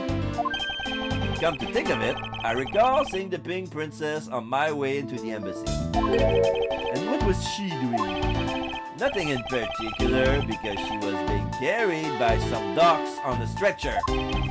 She must have been incapacitated by the pain of a bad hip that she suffers during the show. So I came into the embassy, right? And then they took a picture of me shaking hands with the ambassador. So you shook hands with the ambassador of the Kingdom of Alabas, did you? Yeah, can you believe it? I did something really cool for a change. But honestly speaking, there's nothing more interesting about shaking some guy's hand. Hey there, are you disrespecting another country in their very own embassy? As someone with roots in this country, I'm feeling nothing but incredible shame at this second. Agreed. I apologize for his inconsiderate words. Now, Larry, please continue.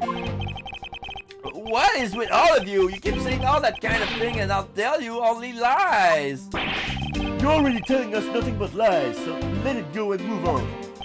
Alright already! You don't need to glare at me like that, Edgy! After that, until my next appearance, I had some free time, so I wandered around. Hold it! Larry, I want you to listen very carefully and take this to heart. The whole point of your life is to cause misery and pain to everyone you encounter.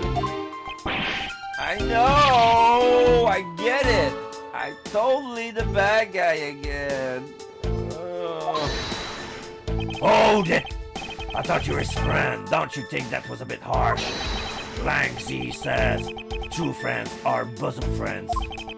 If you are in trouble, call on your bosom friends, whose shoulder you can truly cry on.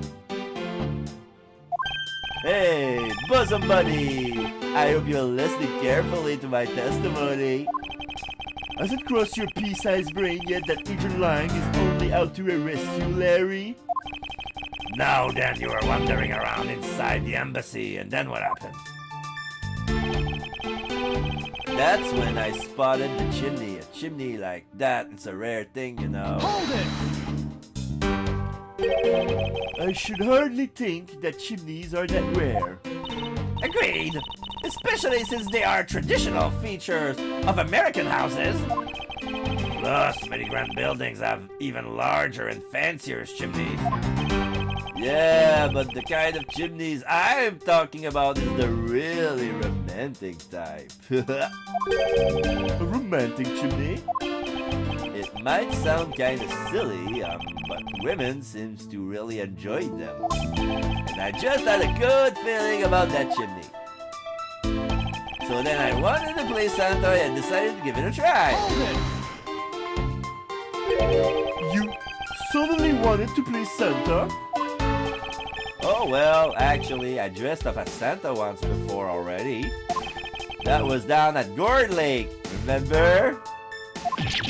I'd appreciate it if you wouldn't dredge up such unnecessary memories for me. Hey, sounds like you guys should allow history a perk to being a childhood friends, huh? Besides, It's not a felony to dress up and play Santa, you know. Santa doesn't go around killing people after he comes down a family's chimney after all. Actually, it's worth delving into whether or not playing Santa is a real deal. Raise an objection. Actually, I believe in the case of this man, playing Santa is actually quite a big deal. Are you saying that your body isn't exactly made of Santa quality stuff? Precisely. You hit the nail on the head, Agent Long. Hey, yeah, Jay!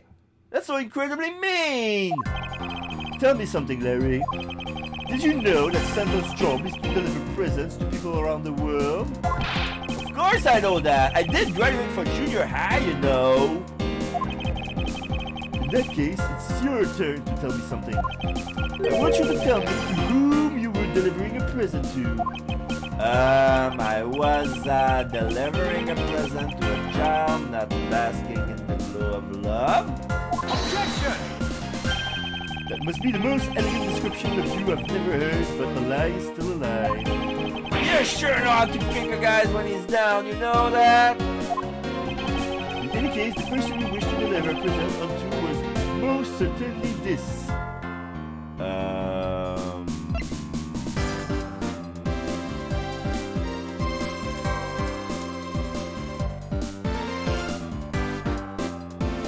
Okay, I got new pictures on my profile. I didn't notice.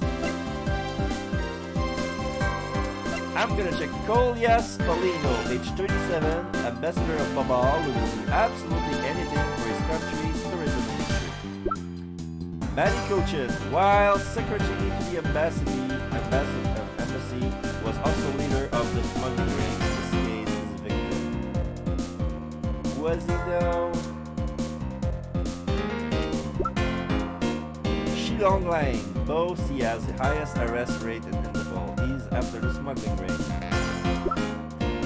Quercus Alba, ambassador of Alabas, also retired army man. May explain why overly harsh on himself. May explain why overly harsh.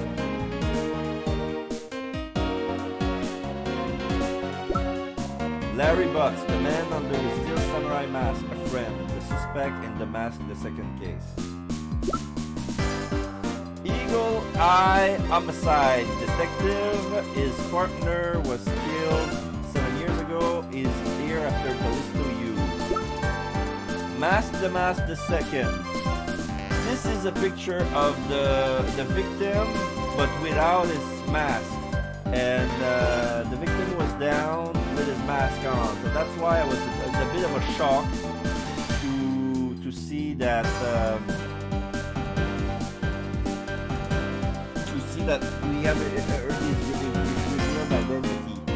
Age 29, gender male. He's a fat Asian-looking guy with short black hair.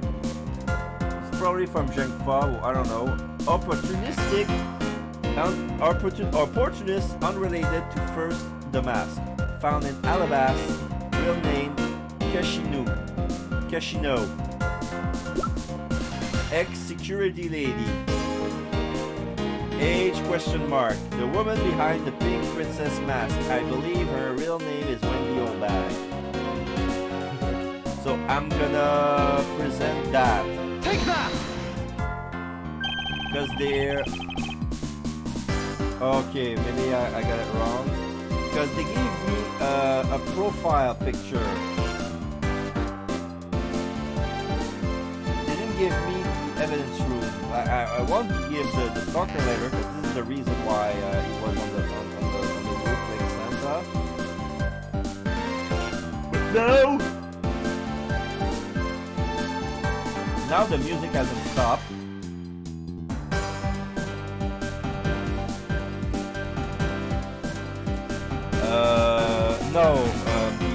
Because there are two,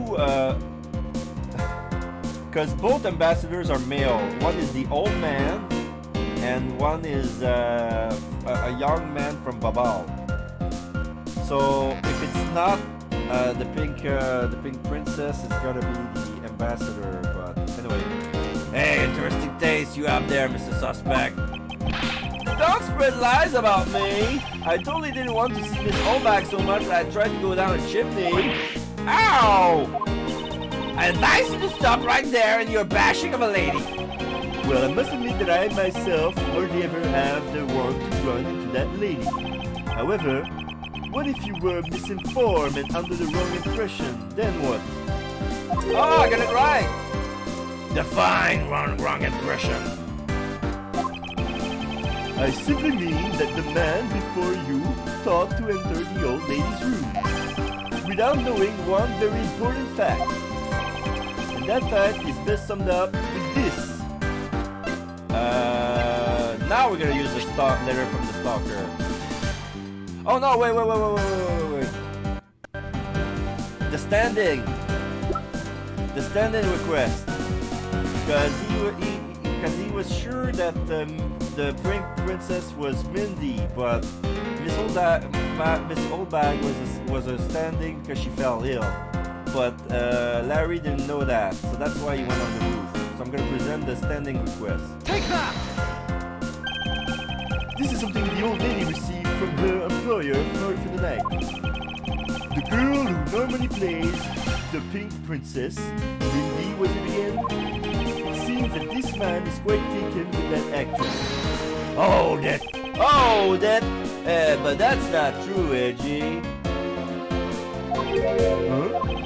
She's the only one with the hots for me. I just know it. I can feel her sexy beam piercing my heart when she's watching me. Sexy beam, I tell you. Ow! You filthy, despicable, inconsiderate, fickle, idiotic, cowardly apparition of a man!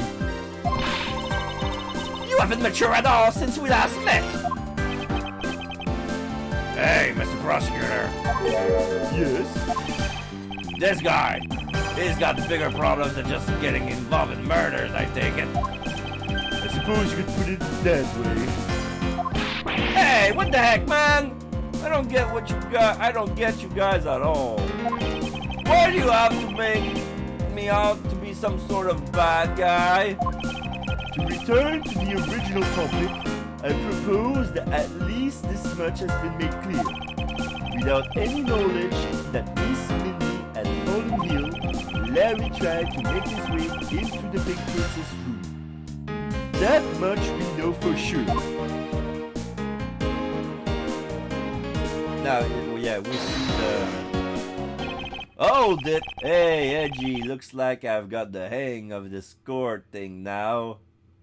Yeah, we see a picture of a blue dot, Larry, who was on the roof, going inside of the roof of the Alabaster Embassy and getting into the room on the 5th floor. But we're not in court at the moment. Shut up!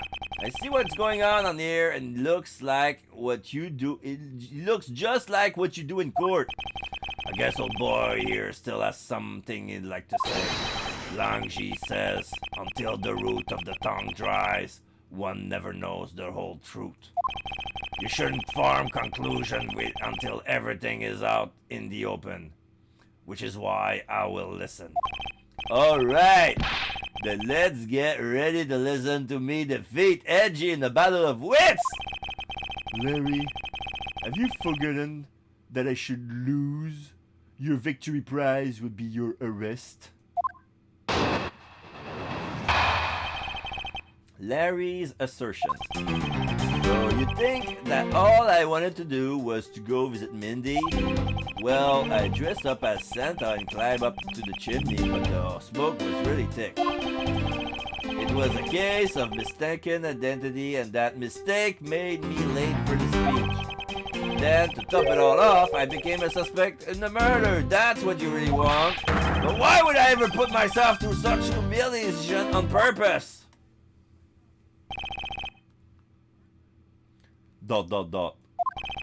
Lang ... Larry ... Hey! Someone say something! Larry, are you seriously trying to submit this not as a confession, but as testimony? So what if I am? Is there something wrong with that? My claim is a claim claiming my claim. You have a problem with that? So it was you! You're my stalker! But I should warn you, it doesn't matter what kind of flattery you throw at me. I'm the devoted type of woman who's wholly focused on one woman. The Angie Poo's alive and just dropping in unfaithful. No, although it's early, I just started to tell you when you made a world for Angie Poo, but now I'm completely too old. Angie Poo was... Ah, I'm so inspired. Ow! Whipped. You're such an inconsiderate, cowardly, idiotic, and all-around completely worthless man. I thought I heard something ominous just now, but perhaps it was just my imagination. I believe there is nothing further for me to prove at this point. What do you mean? Of course you still got something to prove. You still have to show some proof that I was trying to meet up with Mindy. Proof, you say? Remember, Edgy, everything is evidence in court, right? You mean evidence is everything in court, Larry, but I understand your point. Yeah, see, I'm totally a pro at this now. Very well, if you wish to see the evidence, then let me show you the last piece of evidence you'll ever wish to see. Rebuttal. Larry's assertion. Do you think that all I wanted to do was to go visit Mindy? Hold it! Well, I have been saying that for a while now. After all, it's not for that, then for what other reason did you wish to go down that chimney? Oh, then! You can't say that without any evidence. That's against the rules, Edgy. Not so fast! Hey, thanks for keeping the prosecutor in line for me, Mr. Suspect. Hold it! I have the evidence, and if you wish to see it that badly, I can introduce you to. Ah, but it's not good to keep them waiting, my subordinate. Hurry and show them already. Lies, all lies, Edgy. Well, if you wish to lie, then by all means continue, because I'm ready to expose your lie at a moment's notice. Ah, you won't get the better of me. Now, let's see. Well, I dressed up as Santa and climbed up to the chimney, but the smoke was really thick. Hold it! Was the smoke coming from the chimney really that thick? You bet. It was so thick, I had tears pouring out of my eyes. It was a mess. Like ... Francesca ... I see. You do realize that you just confirmed, for us, your chimney escapade? What? That's totally unfair. You tricked me, Edgy. Oh. Hardly. You simply have yet to master how to counter this cross-examination technique. Well, what I just said was a slip of the... No, I mean, I said the wrong thing. Besides, isn't what you really meant to say about what I did tonight? It was a case of mistaken identity, and that mistake made me late up for the speech. Hold it! I'm not quite sure how you could mistake that actress for this lady. Oh, Angie Poo, are you staring at me? Are you finally succumbing to my feminine charms? I should think that the Steel Samurai is the one who should know all about your charms. What? Me? Edgy, what are you trying to do to me? Nothing. Simply that the Steel Samurai and the Pink Princess are husband and wife. Ah, is my poor little Angie Poo jealous? Hey! If you could please, drop that line of discussion right this instant. But Edgy, I told you I already have Mindy. Speaking of Mindy, exactly what kind of woman would you say she is? Hold it, Edgy. Are you seriously telling me you don't know who the Mindy is? She's just like what her name means. She's super sweet with a great smile. I don't mean to brag, but she's the one of the troop's fastest rising stars. Interesting. Hold it. Ah, so you're saying a woman like that is what made you late to the speech? Huh? Curse you too! Why is everyone out to make me a suspect out of me?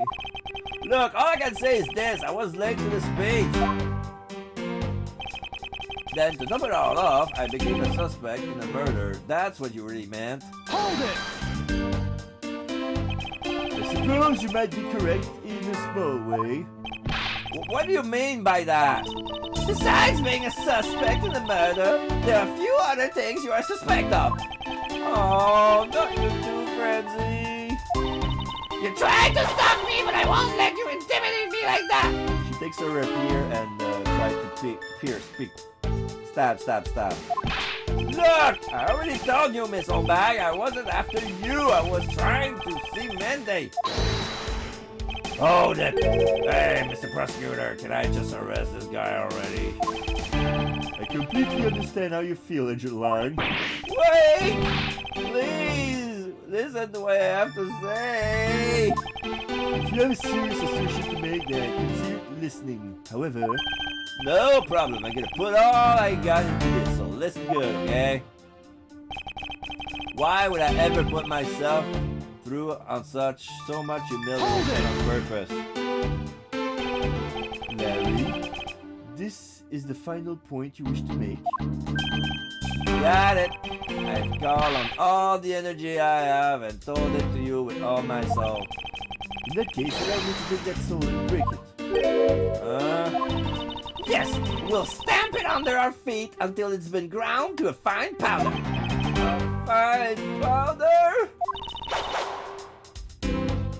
Now Oldbag is putting our mask on and starts stabbing with her rapier.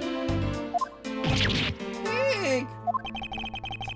If you really put all your soul into that, then you're ready for what's coming, right? In place of the Honorable Larry, I offer my soul to you, the Steel Samurai. Larry, come out from behind there and face this like a man. You're scary, my liege. This whole testimony is one giant confession of all that he's done tonight. He's practically begging me to show why he bothered to put himself through all of this. So you think all I wanted to do was to go visit Mandy? I think this is where I present the stock letter, eh? Not just visit.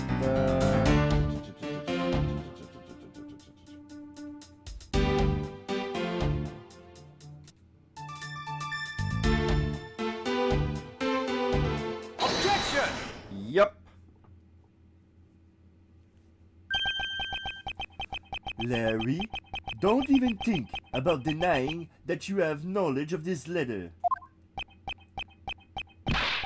Hey, why are you showing that thing to me? Wendy, I'll be descending on you from above tonight. Signed, your loving knight. Well, isn't that just romantic? But you weren't able to descend on her from above, weren't you, Mr. Loving Knight? Ah! I have no idea what you're talking about. I don't remember a thing. Objection! You can pretend to be ignorant all you like, but it's written right here. This letter proves that you were not out to meet the old lady, but rather that you were attempting to pay Miss Mindy a visit. What part of this letter showed that the person Larry had intended to meet was Mindy? The part when it says his name, because it doesn't say Wendy, it's Mindy. It's just like it has bad penmanship. Take that! Larry, I suggest you take up penmanship lessons. That is, if you never wish to experience this level of embarrassment ever again. What the heck? What are you talking about? Speak English!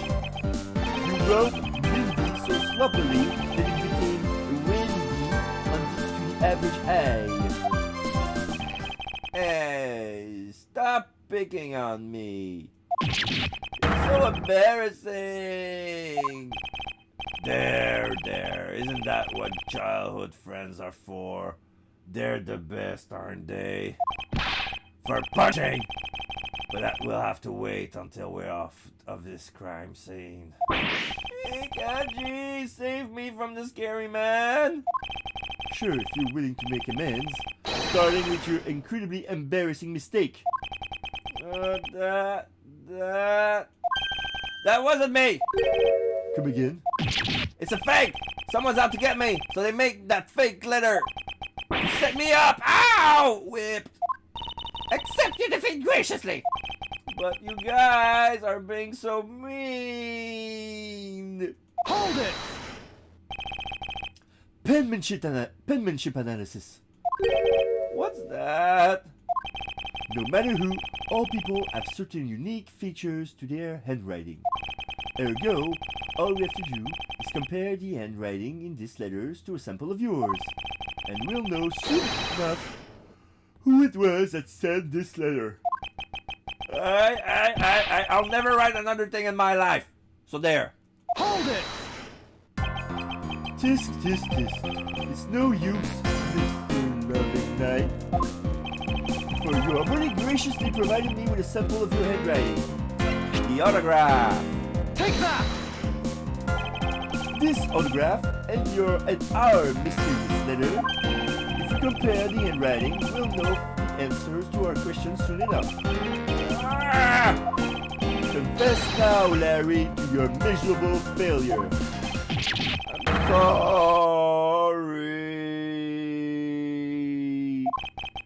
I did it. It was me causing trouble again. I admit it. You hit the nail right on the head, Edgy. So he finally confesses. I saw the pink princess being carried around in a stretcher and got worried, alright? I wanted to go into Mindy's room, but the doctors wouldn't let me in. So what choice did I have? It was the chimney or bust, Edgy. Your mind jumped from the door to the chimney. What a criminally overactive imagination. Well, at least I was honest and wrote Mindy a letter and stuck it under the door. That way, she wouldn't be so shocked when I came down to the chimney. Except for the fact that the letter was an utter failure at conveying said sentiment. I'm really sorry.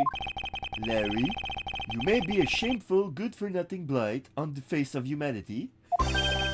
However, I always knew you weren't the killer.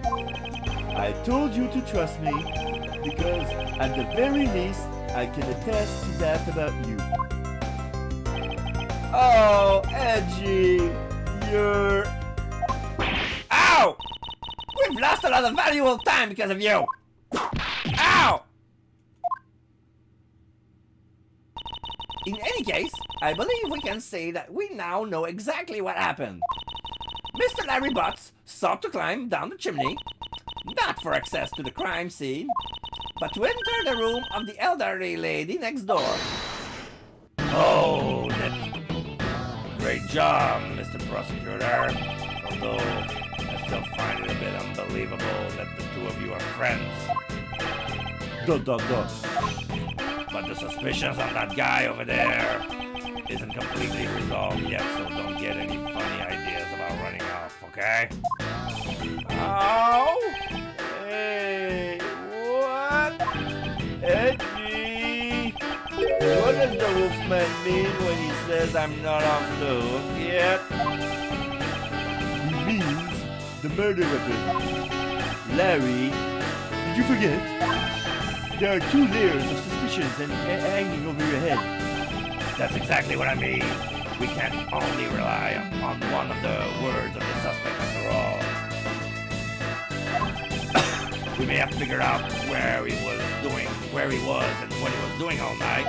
The blood-stained samurai sword that was left at the crime scene. As long as there is no satisfactory explanation for that, this wolf would refuse to ease up on his bite. Edgy! That guy! He looks like he's seriously about to take a bite out of me! Well aware, and you should be as well, that this upcoming battle will be crucial.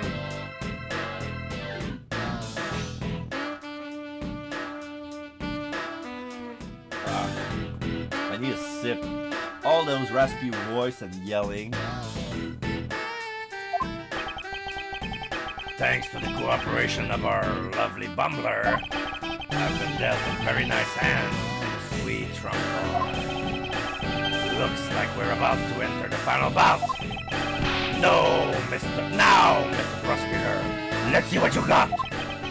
I can easily point out the contradiction in the supposed murder weapon.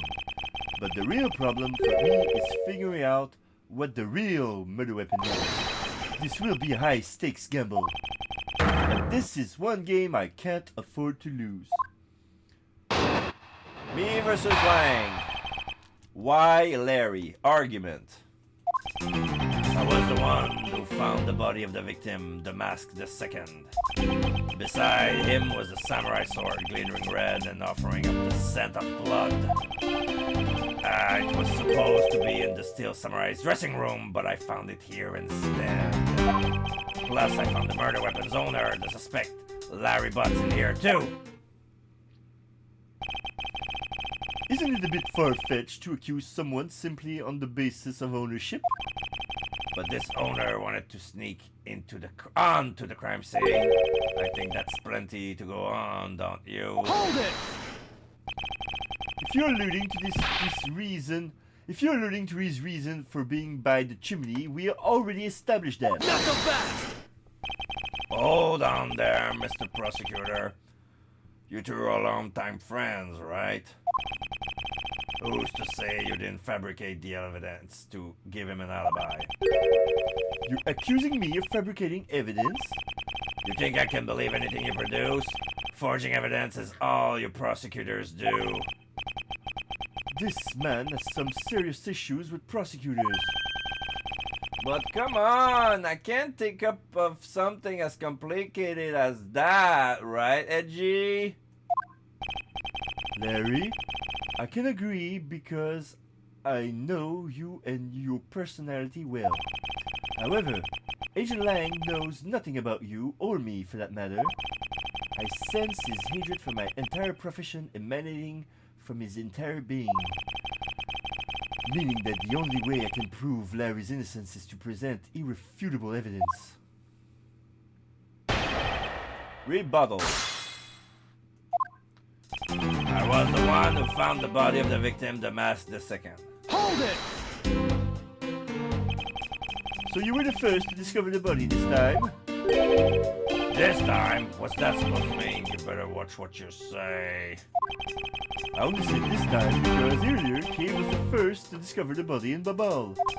And your secretary, Agent China, was ready to accuse her of murder of that. Not so fast! Ha! So you're going to use that excuse to call me suspicious now? Of course not. I was simply pointing out that the usual patterns with discoverers of bodies. But in the Babalese case, there was proof that she was holding the weapon, right? Well, in this one, it's a bit different since we know exactly where the weapon is. Besides him was a samurai sword glittering red and offering up the scent of blood. Hold it! Excuse me, but glittering red and offering up the scent of blood? Do we have to spell it out for you? I mean the sight and smell of blood, of course. And according to the test, the blood on the sword belongs to the victim. The sword was made to only be used on stage, so it's not sharp. But it's pretty weighty. It's certainly heavy enough to beat someone to death with. Which leads me to suspect that the victim was beaten to death with the sword. Beaten to death, huh? This last statement is too important to just let it slip by. Besides him was a samurai sword covered with the victim's blood. Hold it! So the sword is covered in the victim's blood? Yeah, the lab results confirm that the blood on the sword matches the victim. But the sword is as dull as a vanilla envelope. It's just a stage prop after all. The Steel Samurai is all about safety first, so you can't use it like a real sword. The Steel Samurai has spoken. Old Bag is doing her stabby thing. The Pink Princess also appears to have something she'd really like to petition to you personally. What the Pink Princess would like to say can't wait for the day after the eternity. Anyway, my point is that even though the sword is too dull to slice with, it's certainly heavy enough to bludgeon someone to death with. Therefore, I suspect you beat the victim to death with that thing. Hold it!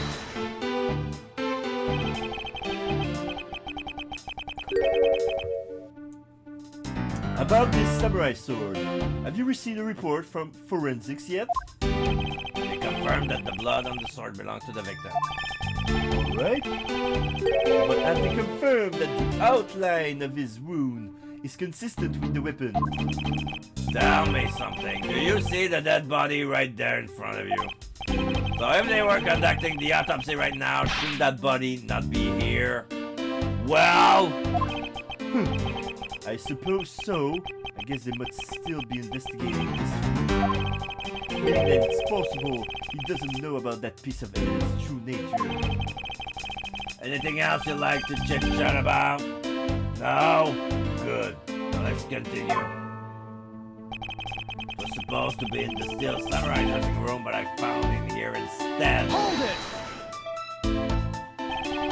Larry has already testified that he forgot the samurai sword here. Yeah, I was shaking hands with the ambassador in here and I left him behind by accident. Not so fast! So what? You lied earlier, so who's to say that this excuse isn't just another lie? But I forget stuff all the time, right, Edgy? Tell him.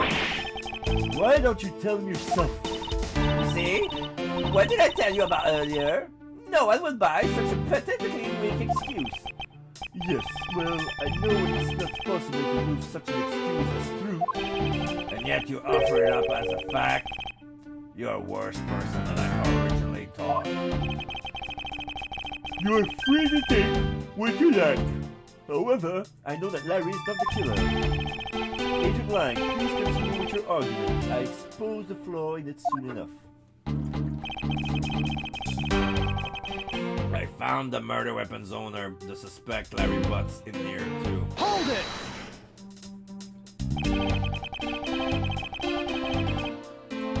Just because he is the owner of the weapon, therefore he must be the killer, is it? No. Climbing all the way up the chimney is plenty suspicious in my book as well. Objection! Regarding that, I have already drawn the truth out, and the truth is one thing I don't bend. Not so fast! Doesn't matter if it's you or whoever, you prosecutors are all the same.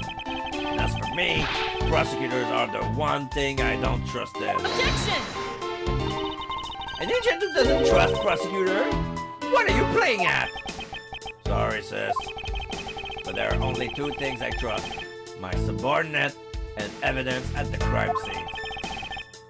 Agent Lang hates prosecutors, but as long as he trusts evidence that has been left at the crime scene, then there is something I can show him that he can believe in. It's simply not possible that the samurai sword is the real murder weapon. So I should focus on proving that point to Agent Lang first.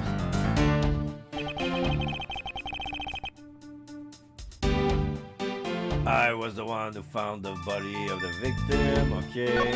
Beside him was a samurai sword covering the victim's blood. I suspect he bit the victim so that would have to represent.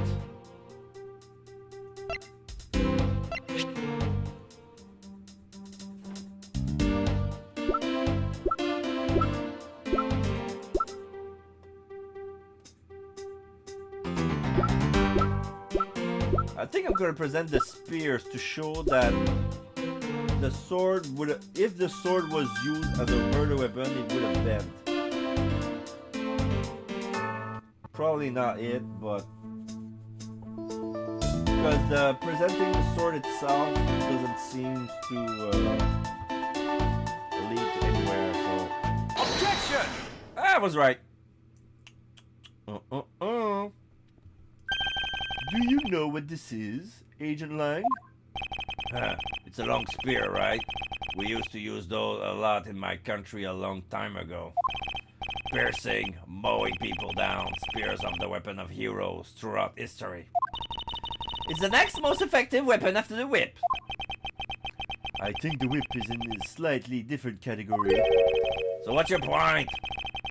Are you going to tell me that the spear is the real weapon? No. I simply want you to take a look at this section here. The way it's bent? Precisely. Apparently, a certain troublemaker hit it against a wall in this embassy earlier. And as you can clearly see, the insides of the steel samurai's weapon are hollow. In other words, they're replicas that aren't strong enough to deliver a damaging blow, let alone the multiple strikes necessary to bludgeon someone to death. And yet, there is not even a dent in the samurai sword. How do you explain that? Yeah! Self-defense position pose. Oh yeah! The sword and the spear are made of the same stuff, so they bend easily. But I wish they make them out of better stuff because the spear got bent. I wasn't able to do my special early summer rain jab move. Man, I got such an earful from the director of the play for not making the show. The steel samurai special move was changed tonight because of him? Samurai spear data updated in my organizer.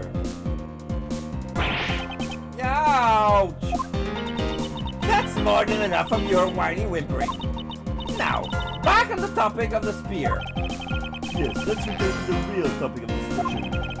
This is where the real gamble begins. I don't have a real story to say, so all I can do for now is let the chips fall where they may. Using guesswork and taking risks in place of real logic is hardly the Von Karma way. It's neither smart nor very clever. This Von Karma, as you know, unlike your father, I am not a genius prosecutor. Plus, I doubt his record of a 40-year win streak will ever be broken. Dot. But perhaps it is for the best if it remains unbroken. For no one should have conceived of the notion to convict all defendants in the first place.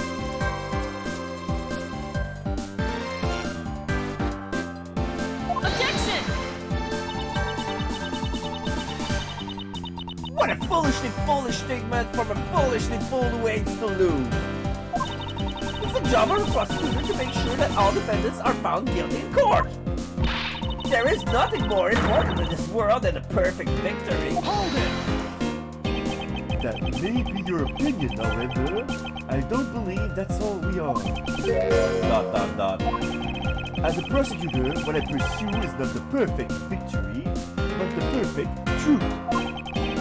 If that means that the bridge I must cross will crumble beneath my feet, then let it crumble as I walk on towards the truth. Not so fast! You're good at keeping me entertained, Mr. Prosecutor. But you know, humans are delicate creatures. The slightest bump and we expire. I'd like you to consider, if you will, the possibility that the sword was used in such a way that the attack killed the mask the second without bending it. Dot. So, what do you think of my hypothetical scenario? I think you know what to do here, right? And what you need. Of course, what I need is evidence, even Agent Lang can refute. This is it. It's time to bring this to a close. Slang argument, why Larry Part 2. It's possible to use the samurai sword to kill someone, and under these circumstances is the only logical conclusion.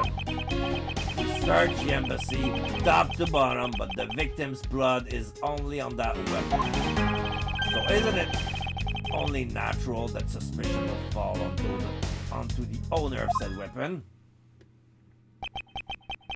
How long do you intend to cling on to that preposterous theory? As long as I want, because we examined every corner within the walls of this embassy. There's no stone we've left unturned, and we have managed to come up with only one logical conclusion.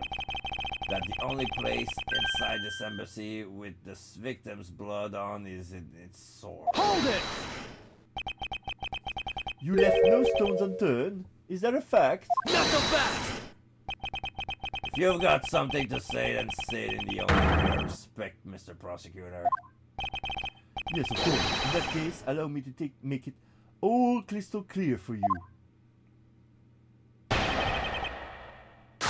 Rebuttal. Why Larry Part 2? It's possible to use the samurai sword to kill someone. Hold it! May I inquire as to how are you able to make such a claim, Agent Lang?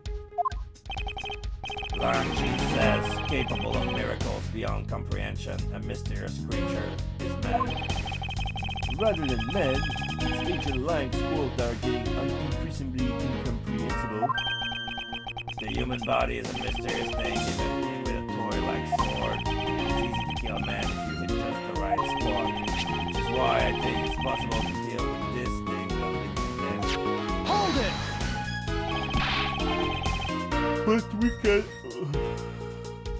But we can only be sure one way or the other by seeing if the wound matches the sword. I know that, but as long as it's a possibility, I can claim it as much as I like. And under these circumstances, the only logical conclusion. Hold it! But you must know that your conclusion is wrong. Given the circumstance I'm in, the only people I can trust are my subordinates, because they are much more trustworthy bunch than you prosecutors will ever be. Hold it! Can you call yourself a professional? Not so fast! You still don't see, do you, Mr. Prosecutor? You have to earn my trust. And the only way to do that is to show me proof of another possible murder weapon. Another possible weapon? In this room, there is only one other thing left. This is going to be a gamble, but I can't withdraw from the game now. You're not going to get me to trust you by the power of your player alone, you know. Plus, I have another reason as to why I think the samurai sword is the murder weapon. We search the embassy top to bottom, but the victim's blood is only on that person, on that weapon. Hold it! The only place where you could find blood was on the samurai sword. That's right, even with Lumino. Which means that there are no other possibilities outside of what I've already outlined. We have a problem. Agent Lang is so sure that the samurai sword is the weapon. Yeah? If you believe that there is no other door of possibility left to open, then allow me to force one open for you. Not so fast! How do you plan to do that? By showing you what may possibly be the real murder weapon. Not so fast! The real murder weapon, I hate to repeat myself. But my men have already searched every last inch of this embassy. And they've concluded that nothing else could have been used as the weapon. Knowing these facts, you still want to press forward with your little hypothesis? Of course, because it's not possible that your men expected everything in their investigation. Not so fast! What are you talking about? I don't appreciate mind games, and I don't appreciate when people like to slander my men. Hold it! I'm not slandering them, I assure you. I'm merely pointing out that their investigation dragged them and a few holes in it. Namely, that there is something you men couldn't even lay a finger on. That item is the real murder weapon. Alright then, I'll play along for now. This real murder weapon that killed the man in a second. What exactly is it? The real murder weapon which not a single person has yet to touch is this.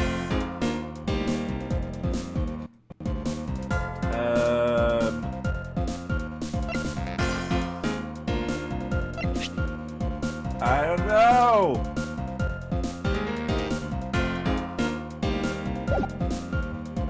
Oh wait. No.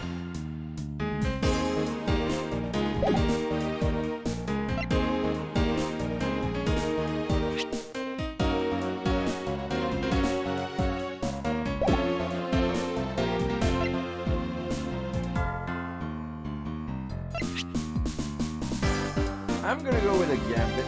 No one can touch it and it's the move. Yeah.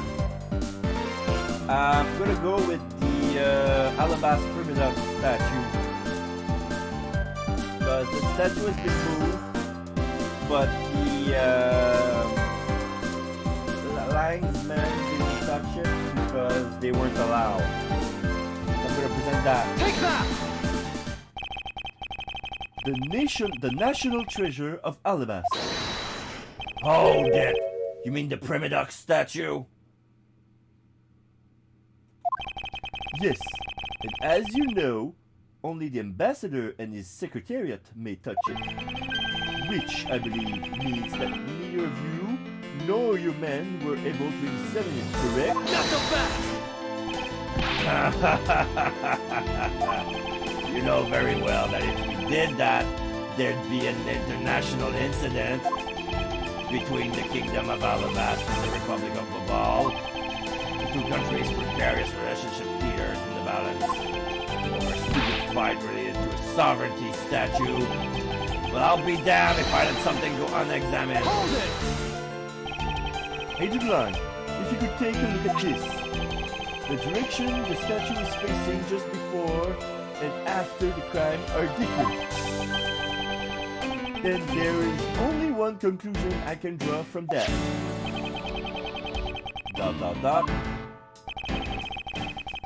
Go look for Ambassador Alba and get him to give us the okay to examine the statue. Shifu! You can't listen to this infidel's words! He is most definitely trying to trick you! Shifu, please! Let's be rational about this!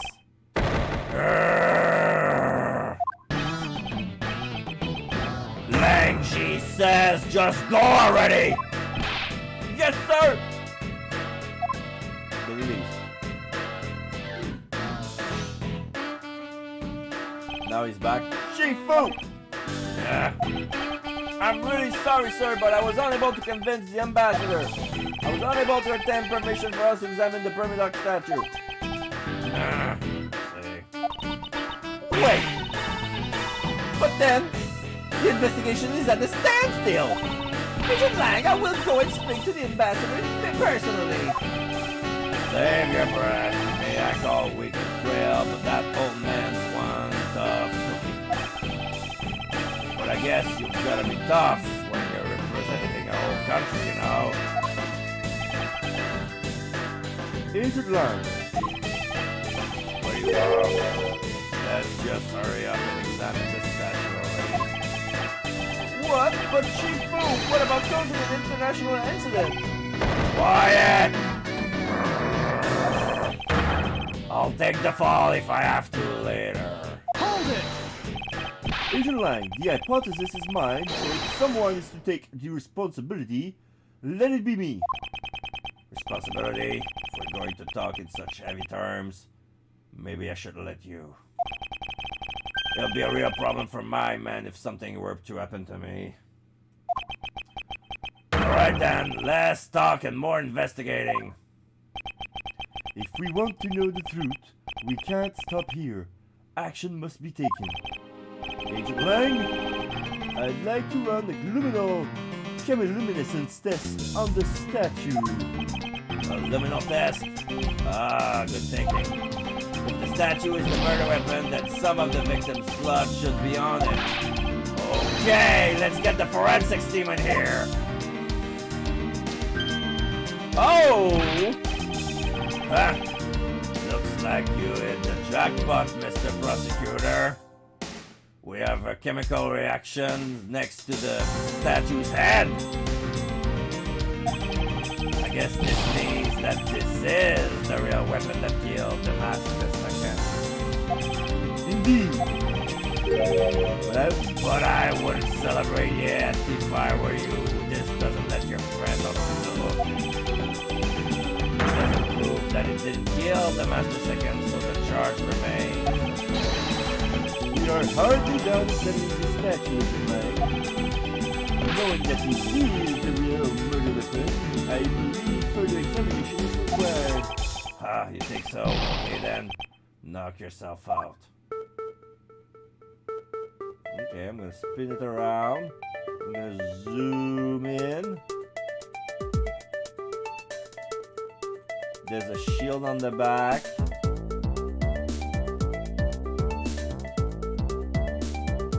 I'm gonna examine the head. Upon closer inspection, it really does look a lot like the Steel Samurai. Hey, maybe that's why they chose him to be the goodwill ambassador. I actually can't discredit that hypothesis. Or maybe the people at this embassy just really like the Steel Samurai. That's absolutely preposterous! I don't think it's that unlikely. We mustn't go around announcing people's opinions. And yet look at how easily you discredited mine, now that I care why they chose him.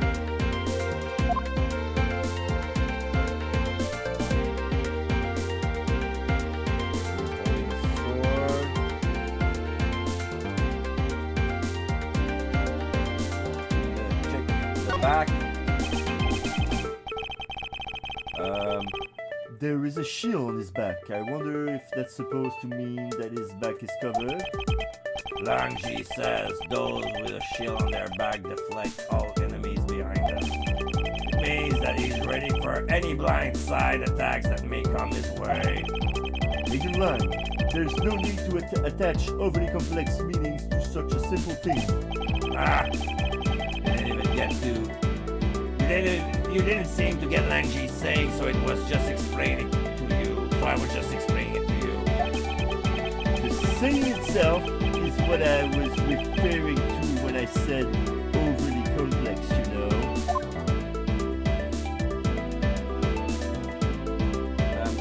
Oh! I spin at the back, and at the very bottom of the statue, I see a handprint.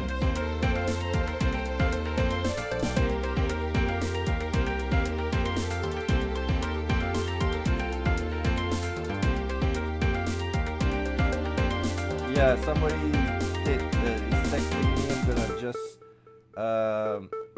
give him a little message. Yeah, there's a handprint at the base, at the bottom of the statue. I just turn it around. I'm gonna examine it. And what do we have here? Okay, sorry, I'm gonna give her the link. It won't take long.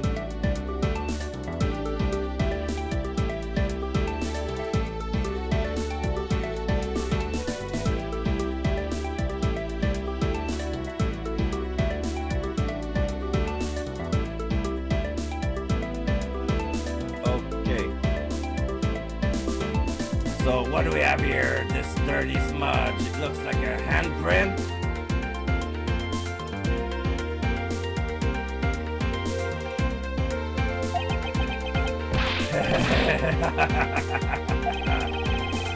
What's a definitive bit of evidence like you doing under there? Looks like we got some fingerprints to analyze. Yeah. Worst case scenario, these prints belongs to Larry. But it looks like it's too late for me to do anything about that now. Hey! Forensics guys! I want results on these fingerprints ASAP, you hear me? Agent Lang, I have the analyst's results, sir. Good. And? Hello, Sarah. How you doing? I'm doing a descriptive reading of this game I play on, it's called Phoenix Wright. Not Phoenix Wright. Miles Edgeworth, Ace Attorney Investigation. And we're in the middle of a big case. And yeah, I'm making voices. Like all the characters, I'm doing a different voices. And I'm doing a description for the visually impaired because some of my fans are blind and they like the game so much, but they cannot play it because it's not accessible for them. So I'm reading them this. So yeah, thank you very much. Yeah, I'm really into it. Thank you. Sir, forensics, about the prints we've lifted from the bottom of the statue. Well, you know the victim of the murder is in the Bobbly's embassy. The prince belongs to him. It's Mr. Manny Cochin, sir. But that's... What's going on around here? No, that's impossible. Each Primidoc statue can only be handled by someone of that country. But by the very fact that Mr. Cochin's fingerprints are on this one, it leads me to only one conclusion. The statue is a fake! Thank you. Oh, you're giving me a hose. Thank you. This statue is actually Babal's Primidoc statue. Impossible! It can't be!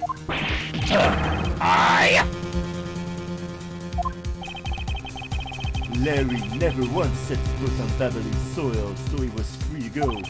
However, this new piece of information only served to confuse us even further.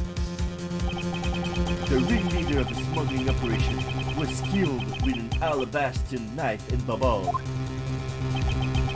And the Mask II was skilled on Alabastion soil with the Babal national treasure. And the mystery of the great thief Yetagarasu who visited both countries. The pieces were there, but I have yet to see the big picture they were to form. To be continued.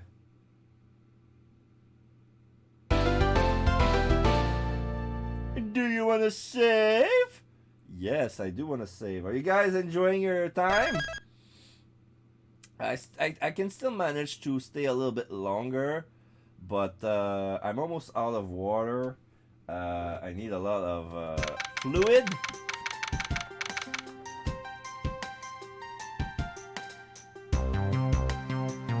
And with that, I finish my canister. Manny was in the ringleader of the smuggling operation. Well, evidence from Bunkarma suggested that he is.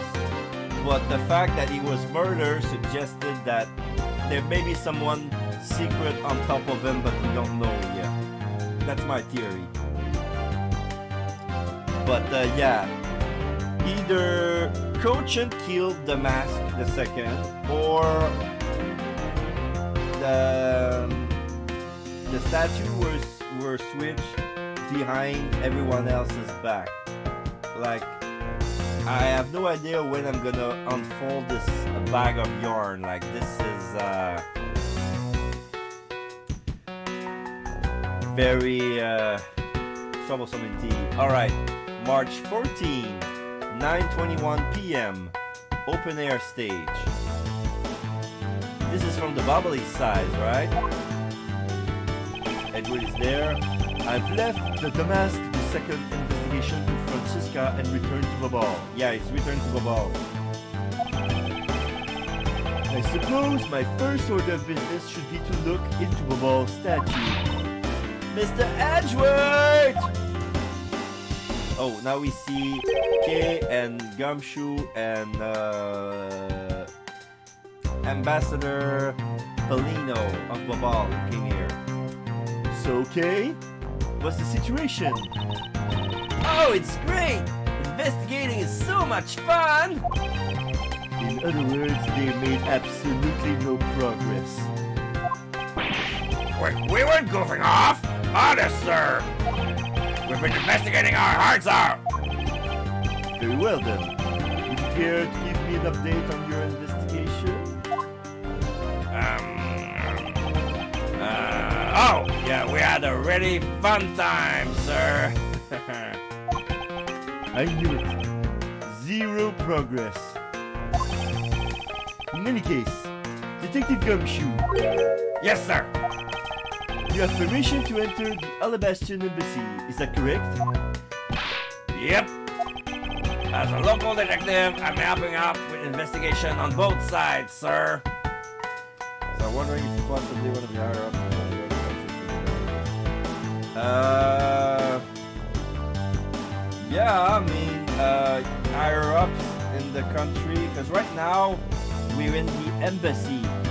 Like, we haven't left America, but we're in the foreign country's embassy, which is Codopia. That country split into two. Like, the Principality of Codopia went into a civil war 7 years ago in that game, and it's split into the Kingdom of Alabast in the west, and the Republic of Babal to the east. The embassy building used to be made back when the Codopia was still a country, but when there was the split up, there was a wall, and then this building was split into two.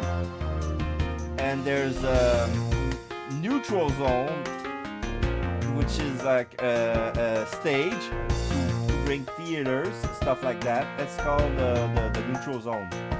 And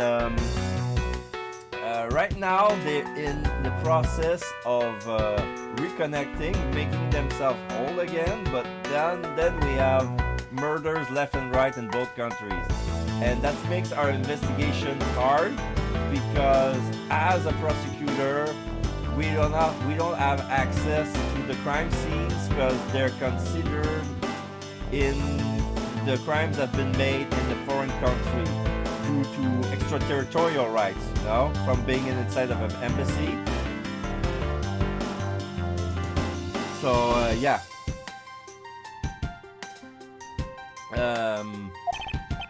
Good. In that case, I can leave these pieces of evidence with you. The lady shirt, the stock, okay. They belong to the lady under the pink princess's mask. Okay, so he gave him the stocking letter, the lady undershirt, and the standing request. I don't think we need them anymore for this investigation, so that's why he gave these pieces of evidence to Gumshoe. Because we have 3 big knots to unfold, and all of the evidence are mix-mash together. So I love it that all the irrelevant evidence are getting dismissed. The Pink Princess? What kind of lady was playing her, sir? The kind that was also playing the role of the Pink Badger yesterday. Oh! Oh. Understood, sir.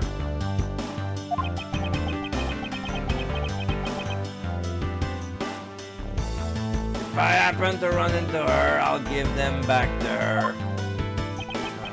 If I don't, then I guess I'll unload them somewhere. Doesn't seem all that enthused to go finding her, but I can't blame him. Evidence that has lost their values given to Detective Gumshoe. Now then, I don't believe I'll be needing this anymore either. Oh! Don't discard the Steel Samurai's autograph, even though if you know it was made by Larry. I know he's an asshole. Still an autograph from the Steel Samurai. You're a fan of the Steel Samurai. Just because you've been disillusioned, because your loser childhood friend was in the costume, doesn't mean it's lost its value. Oh man. What? Are you really going to throw that autograph away? Oh, that was gay. What? Are you really going to throw that autograph away? Yes, because that Steel Samurai was a fake. Steel Samurai's autograph scrunch up into a ball and dispose of. Oh. Wait, what? What do you mean by fake? Now then, I believe it's time for a little housekeeping. Unnecessary evidence has been removed. Remaining evidence has been rearranged. Oh, I need to reorganize. Oh, I need to check my organizer. He's making a mess. Okay. I got the badge. I got the embassy guide. I got Cochin's body notes. I got the Yatagrasuki. Okay, I got Alabashan knife. Okay, so far so good. I got the Babal Primitive statue. The Quadrupodopian paper document. The Babalese knife handle. Okay, Babalese ink. Counterfeit bills. Samurai spear. That's still relevant. Okay. Alabast Primidoc statue. The photo with the steel samurai. The passion flowers. The mask, the second note, the samurai sword, the samurai dogs. Okay. It wasn't as worse than I was anticipating. Good. Alright. Okay, so now my partner is Kay. Yeah, she's following me.